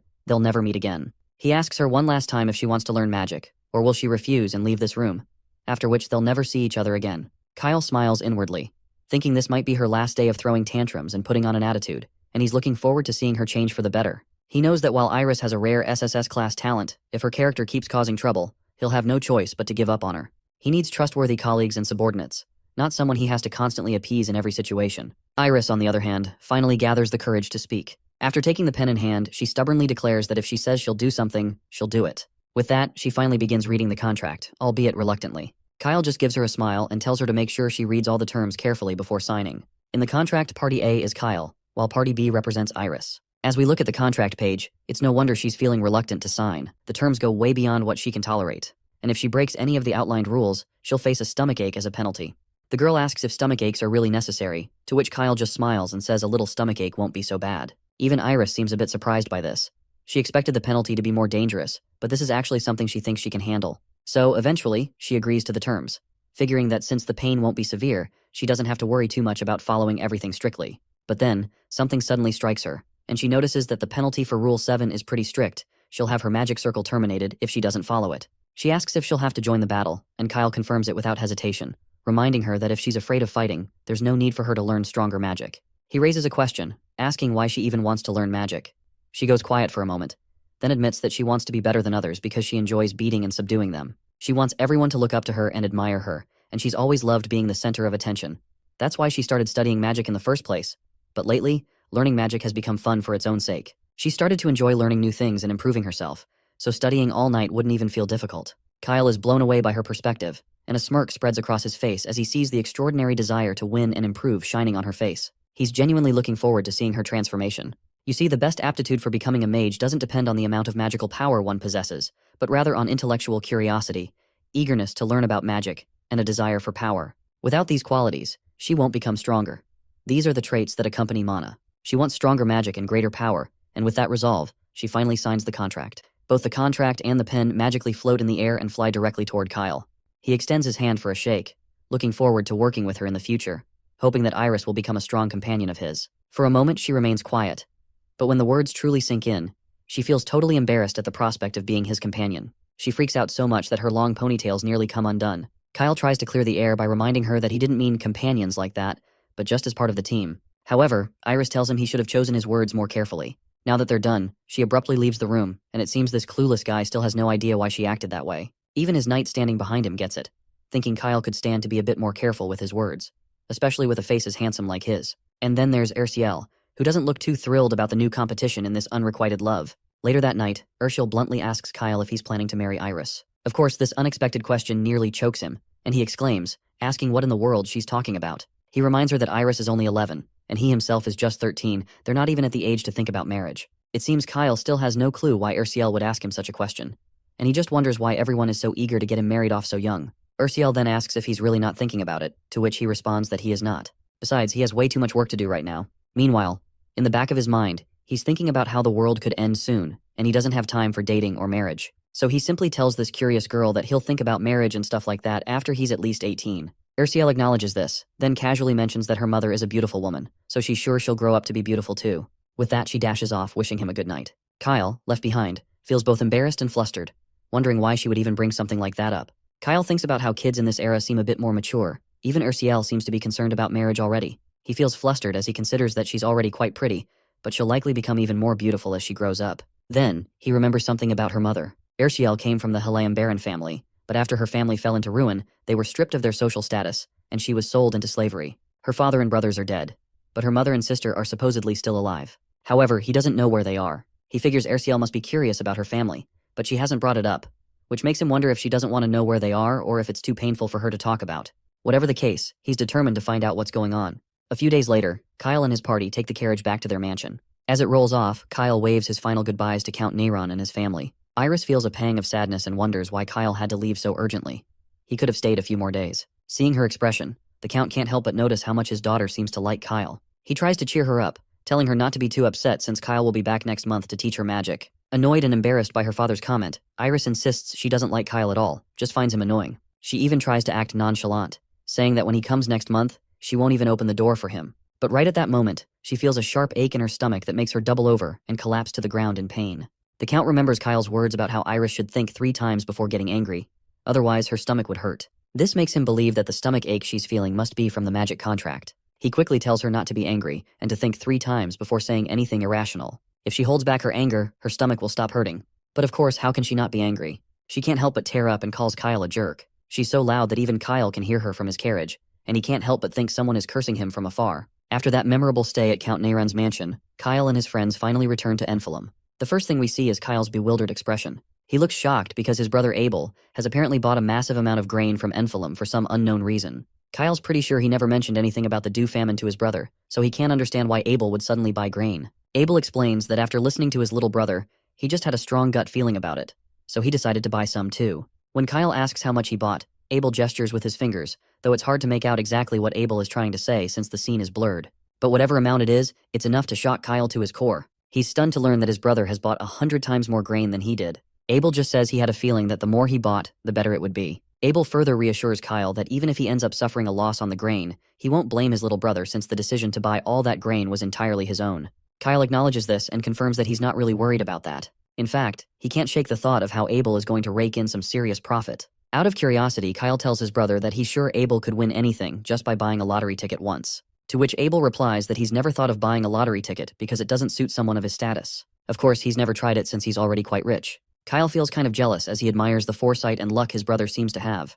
The scene then transitions to the training grounds, where we see someone swinging a sword like a total Chad. This sword swinger is none other than Kyle's father, whose name I seem to have forgotten. Kyle arrives on the scene, looking as if he's been summoned by his father. His father asks if his trip to Enfilim went well, to which Kyle replies that he's grateful to Count Neyron for treating him so well, and that he had a comfortable stay. While wiping the sweat from his face, the father states that he just received a letter from Count Neyron, where he learned that Kyle promised to teach Lady Iris magic. Kyle acknowledges this and adds that it sort of just happened by fate, explaining that the daughter of that house is quite a unique and talented lady. His father believes this could be a good experience for him, so he encourages Kyle to try his best in teaching her. However, Kyle starts to imagine Iris's arrogant personality and isn't so sure he can actually have a good experience with her. Kyle further asks his father if the Count mentioned anything else besides the magic lessons. His father thinks for a moment, then recalls that Count Neyron did bring up the subject of Lady Iris and a possible engagement. However, he assures Kyle that it's not the Keltarian family tradition to get engaged so early, especially when neither of the elder sons are engaged yet.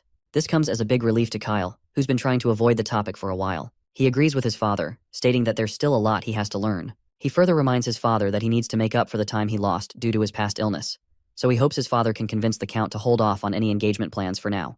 His father agrees, and Kyle thanks him sincerely. Kyle lets out a sigh of relief, glad to realize there won't be any more engagement talks after this. His father calls out to him again, reminding him that he has no intention of forcing him into a political marriage. Kyle is puzzled by this statement and asks for clarification. His father then explains that he was never officially married to Kyle's mother, and it wasn't due to her low status but rather because she never intended to marry him. She went along with it, had children, but never formalized the marriage. Kyle's father tried to ask her about her reasons and reassured her that he didn't care about her social status, emphasizing that there wouldn't be any issues since she was going to give birth to the successor of the Keltarian family. He mentioned that even his subordinates supported his decision to marry her. However, Kyle's mother told him that she had been the late Marchioness's maid and wished to apologize to the former Marchioness. She expressed that she didn't think she could face the two young masters, who had just recently lost their mother. It seems like Marchioness was the former wife of Kyle's father, and that Abel and Adolf belonged to her. This explains why Kyle has white hair, while his older brothers have blonde hair. Marquis then tells his son that he loved his mother, which is why he was born. He advises Kyle that when choosing a spouse, he might consider the family's benefits,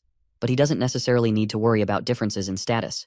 His father promises to support him in any case, no matter what. He assures his son that he means it.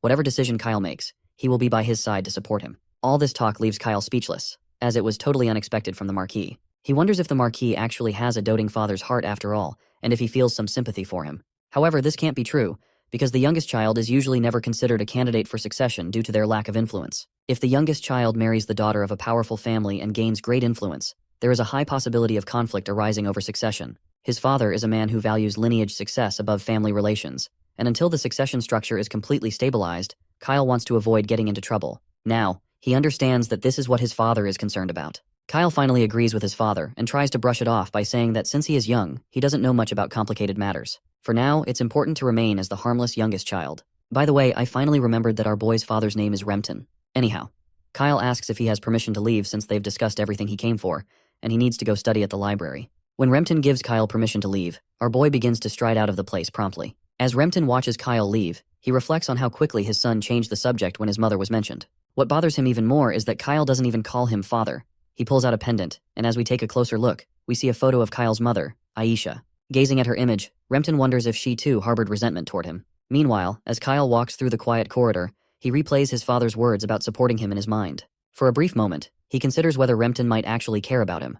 But just as he is thinking it through, he snaps back to reality, suddenly remembering he forgot to tell his father about the loot he got from the dungeon. He completely overlooked it because of the topic his father brought up. Kyle wonders if he should go back and share everything, but the thought of talking to his father again leaves him hesitant. He had instructed Leonhardt not to inform the Marquis about the dungeon until Kyle reported in himself, and now our boy is curious to see if Leonhardt will honor his word or prioritize his loyalty to the Marquis.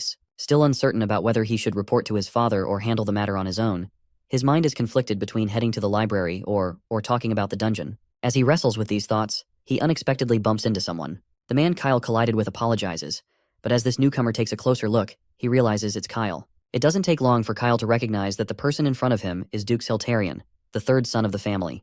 Kyle finds it amusing that just as the topic of their mother comes up, he coincidentally runs into his third brother. He can't help but notice how much taller the third son has gotten since the last time they met. Even though Duke is only 2 years older than Kyle, he still is in much better shape. Kyle figures it must be due to the training he's received as a knight from a young age. He's heard that the third son became a junior officer not long ago. The big bro Duke then promptly asks Kyle why he's here, given that their father has explicitly instructed him not to approach the main building. Kyle explains that he was released from detention by their father's decision after he recognized his achievements in serving the citizens. Duke is clearly unsure of what that means, so he bluntly asks Kyle what he's planning to cook next, and what kind of trouble he's trying to stir up by pretending to be mature this time. Well, there you go again. This guy seems like a big bully, bro. To understand why the third son seems so hostile toward Kyle, we learn that the Duke resented his little brother, Kyle, who was 2 years younger, had always caused their mother, Aisha, constant worry. Her health declined from the stress of fearing that Kyle might die young. One day, while the Duke was grappling with guilt over their mother's coldness, Kyle stormed in and casually asked why their mother was so quiet. That's when the third son broke the news to him that their mother had passed away. Kyle, who had been spoiled and somewhat insensitive back then, just chuckled in response, remarking that he never thought she'd die before him. This infuriated the third son, who lashed out, pinning Kyle to the wall and yelling at him for speaking so carelessly about someone who had cared about him for so long. The Duke blamed Kyle for their mother's death, but Kyle got angry and jerked his brother's hands away in order to free himself. He made it clear that if their mother died because of him, then whose fault was it that he could die at any moment? He believed it was somewhat his mother's fault for bringing him into the world with this kind of body. The Duke's patience wore thin, and he punched Kyle hard in the face, sending him crashing to the ground. He called Kyle worse than an animal and said that he had only held back all this time because of their mother, but he wouldn't let Kyle cross any more limits now. With that, he decided to walk away after stating that he does not have any younger siblings anymore. In the present moment, Kyle finally understands why the Duke hates him so much, and he is sure that this kind of conflict won't be resolved easily. The Duke continues his taunts, calling Kyle out for pretending to be mature. He tells him to just get lost and never come back to the main building again. Even though Kyle understands the reasons behind his brother's hostility, he isn't going to act like a punching bag for his insults. So, he responds to his big brother by saying that since the head of the household has officially released him from his confinement and allowed him to enter the main building, what the Duke is demanding is basically a challenge to the authority of the house's head. To drive his point home, Kyle asks if the Duke's orders are more important than those of the head of the household. This remark not only silences the Duke for a moment but also annoys him to no end. He balls up his fist in frustration, ready to hit Kyle, but his attempt fails when Adolf suddenly appears and grabs the Duke's hand midair before it can connect with Kyle's face. Kyle is shocked to see Adolf here because he didn't even notice him coming. Meanwhile, the Duke looks completely bewildered at his big brother's sudden appearance. Adolf tells the Duke that hitting young people isn't fitting for someone like him, especially not in the main building where their father is present. The third son's eyes well up with fear, and he doesn't waste any time before apologizing. But Adolf tells him to apologize to Kyle, not him. Not surprisingly, the Duke refuses to apologize to Kyle. After offering a half-hearted apology to his big brother again, he decides to take his leave, leaving Kyle in silence, completely confused about what just happened. Adolf reflects on how stubborn the Duke is and wonders who he takes after to be that way. Meanwhile, Kyle can't help but shoot dubious looks at Adolf for conveniently popping up out of nowhere, making him wonder if Adolf had been watching them from afar all along. Anyhow, Adolf asks Kyle if he's hurt anywhere and assures him that the Duke doesn't usually act like that. Kyle acknowledges this and admits he has made a lot of mistakes in the past, so it's understandable that the Duke doesn't believe him. That's when Adolf puts his hand on Kyle's tiny shoulder and leans in closer to whisper in his ear that he trusts his little brother. Kyle thanks his big bro outwardly, but inwardly, this is exactly what he wanted to hear. Adolf then reveals that the Duke has been learning swordsmanship from him lately, but no matter how much the Duke trains, his skills don't seem to improve. It's like he's reached his limit due to his average talent in aura. With that said, Adolf reminds Kyle that he's a mage who has overcome his Hermamu disability and is now on a completely different level than the average Duke. The fact that Adolf is saying all this shows he finds Kyle more interesting and wants to teach him swordsmanship instead of the Duke. He suggests that since the Duke and Kyle don't get along well, he can teach them separately. Kyle is surprised to hear that the Duke is learning swordsmanship from Adolf, but he can also sense that Adolf intends for him to clash with the Duke, and he sees right through it. So Kyle just laughs it off, saying he's still only in the first circle and has a lot more to learn in the future. For now, he wants to head to the library, so he takes his leave. As he walks, he still wonders why Adolf is interested in teaching an average person like Duke anything. You see, Adolf is definitely not the type to take good care of his younger brother, and there's no reason for him to go through all that trouble just to provoke Kyle. In the Fantasy Defense's original storyline, the Duke doesn't survive any of the routes after the rebellion. And was it just a coincidence that Adolf killed the Duke in every route? It seems unlikely. This makes Kyle certain that the Duke might be hiding a secret he doesn't know about. The scene then transitions to the beautiful countryside, a serene place where I wish to live my life. There, we meet Leonhardt in casual clothes, carrying a parcel with him. To find out what he's doing away from the mansion, the scene flashes back a bit to when he had a conversation with Rempton. He reveals to his senior that Kyle did well in Enfilum. Rempton acknowledges this, and reflects how this report also matches what Count Neyron mentioned in his letter. He then asks Leonhardt if anything else interesting happened on the way there or during the return to the mansion. The knight goes quiet for a moment, hesitating to respond. He remembers the promise he made with Kyle about keeping the dungeon and the loot a secret for now, so he responds accordingly that there wasn't anything else noteworthy either. They only encountered a few low-level monsters, but they were not that threatening. The head of the family smiles to hear this and tells the knight to take good care of Kyle. He feels relieved that someone as capable as Leonhardt is by Kyle's side. Back in the present, Leonhardt reflects on how he ended up prioritizing Kyle's orders over his master's. We also learn that he's here to meet his father. At that moment, a man calls out to him, and when Leonhardt looks up, he spots his father in front of him. Once they both sit down to catch up, his father asks how long he'll be on vacation this time, to which Leonhardt replies that he'll be free for about half a day. His father is not really thrilled to hear this, since it's been forever when they spent time together. Leonhardt responds that he'll come whenever he has time. His father then mentions that he's heard a rumor that the little young Master Kyle has suddenly matured a bit these days. This unexpected question startles Leonhardt at first, but he quickly agrees with his father, claiming that Kyle has indeed become much more dignified lately. He further mentions that he didn't expect to end up escorting Kyle for this long. Initially, his plan after escorting Lord Kyle once was to return to the Knights of the Keltarian and continue his work. His father looks at him and can read the confusion on his face, so he tries to open up. He asks his son if his thoughts have changed since then. To this, Leonhardt admits he's not quite sure what he wants to do. His mind then wanders back to a time when Kyle decided to provide him with a new sword. Kyle tells him that the sword he used before was too weak to handle the aura of an upper-level expert knight. If he poured everything he had into it, the sword would break, so he always had to suppress his aura to some extent. Leonhardt asks how he knows about this, to which Kyle replies that he has studied similar topics because mages need a basic understanding of not only magic, but also aura. But truth to be told, our boy learned all this after playing this game all day. Kyle then further states that Leonhardt has been lacking a new sword for quite some time now. Since he was busy with his guard duty all the time, he didn't get the chance to get a new one, so Kyle always felt bad about that. But now that Leonhardt has a new sword, he feels quite relieved. Leonhardt is rendered speechless in response, and quickly assures Kyle that even if what he said is true, he shouldn't feel bad just because of him. But Kyle wins over Leonhardt's heart even more when he flashes a smile and expresses how deeply he cares about his knight. Those words, "my knight," strike a deep chord with Leonhardt, as he'd never heard anything so heartfelt from a Marquis before. In the present, Leonhardt reflects on how Marquis Rempton has many loyal aides who have been by his side since his youth. Leonhardt has always felt a bit left out, knowing he can't truly find his place among them. Whether it's skill level or his bond with the Marquis, he feels he has nothing that compares to those around him. But that's when his father clears up his confusion, encouraging him to just do whatever he wants, and if he wants to stick with Kyle, he should gladly do so. His father reminds him of how it was the same when he joined the Knights Academy. Although they belonged to a baron family, they were nobles only in name. The family's circumstances weren't good back then, and they didn't have the luxury of hiring a proper swordsmanship instructor. However, when Leonhardt turned 15, he took the entrance exam on his own, passed it, and became a knight. His father reminds him that the answer is already in his heart. He just hasn't been able to say it yet. He tells Leonhardt to feel confident in whatever decision he makes, assuring him that the Marquis would understand the reasons behind his choice. Then his father asks if he's the only knight the Marquis has. Leonhardt replies that there isn't a simple answer to that question, but he does agree that for Kyle, he is the only knight they have. Just as they're chatting away, they hook a fish, and it looks like they're going to have a good catch for dinner after all. Meanwhile, back at the mansion, the first thing we see is Adolf's shocked face when he learns that Abel came to recruit Kyle. He quickly tosses the book away he was holding and asks Kyle if he agreed to it, to which Kyle reassures him positively, saying if that were the case, he wouldn't have come here to report this news. Kyle feels annoyed at how Abel tossed the book aside like this, but he does not express his disapproval out loud. Instead, he responds to his brother's question, explaining that he was just as surprised when brother Abel suddenly approached him and invited him to join. He admits that, given the big age difference, brother Abel had never spoken to him before, so it was a little intimidating. Adolf then responds with a cold, annoyed tone, saying there's no way Abel would approach him without some ulterior motive. He goes on, claiming that Abel has always been like that and never moves unless there's a benefit involved.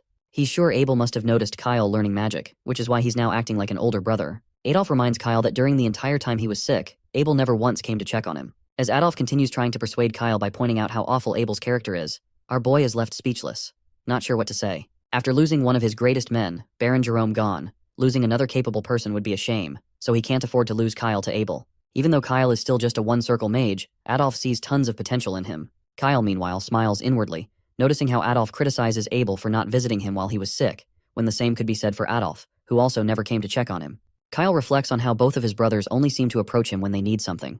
But he realizes he's guilty of the same thing, especially since he wants to defeat the Dark Immortal threatening the safety of the continent. So the power of the renowned swordsmanship of Kelterion is absolutely necessary for that. However, for the survival of their family, Adolf should be the one to take a hit. Adolf mentions that Abel has been acting shady lately, noting rumors that he's bought a lot of grain from Enfilum. It's puzzling, and he can't figure out why Abel would need such large quantities. Kyle adds that he too bought grain for his magic research, suggesting there's a chance Abel might also be trying to study magic like him. But Adolf quickly reminds him that Abel doesn't have a magic circle. We can tell that Kyle is just bluffing about the whole magic learning thing, but it seems Adolf has bought the lie and thinks that Kyle just doesn't realize that Abel doesn't have a circle. Kyle keeps playing along, apologizing and saying he doesn't know much about Abel. Anyway, Adolf grabs the book Kyle tossed earlier and tells his brother that they need to grow even more in the future. He asks Kyle to help his big brother grow up quickly. Kyle grins widely as he grabs the book and agrees, saying he'll definitely help his big brother. With that, he decides to head out for now. Meanwhile, outside the door, we see Erciel standing there.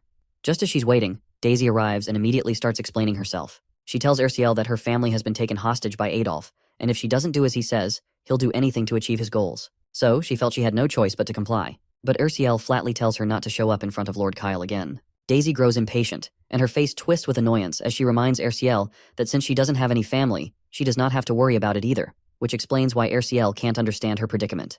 Erciel stands her ground, and does not let Daisy's words sway her, while Daisy storms off after dropping those brutal bombs. Right at that moment, Erciel's familiar arrives after sensing the emotional turmoil she's feeling inside, since her pet is closely tied to her emotions. The little familiar tries to cheer her up, but Erciel reassures her that she isn't offended by anything Daisy said. As long as she has Kyle by her side, she doesn't feel alone at all. The little furball asks her about her family, and Erciel replies that they're hard to find, and she doesn't even know if they're alive. Besides, she doesn't want to cause any more trouble for Lord Kyle. She knows what happens to the women who are sold off, and if she hadn't met Kyle back then, she might not have been here to see this day. So, she's determined to become stronger for Lord Kyle, the one who saved her.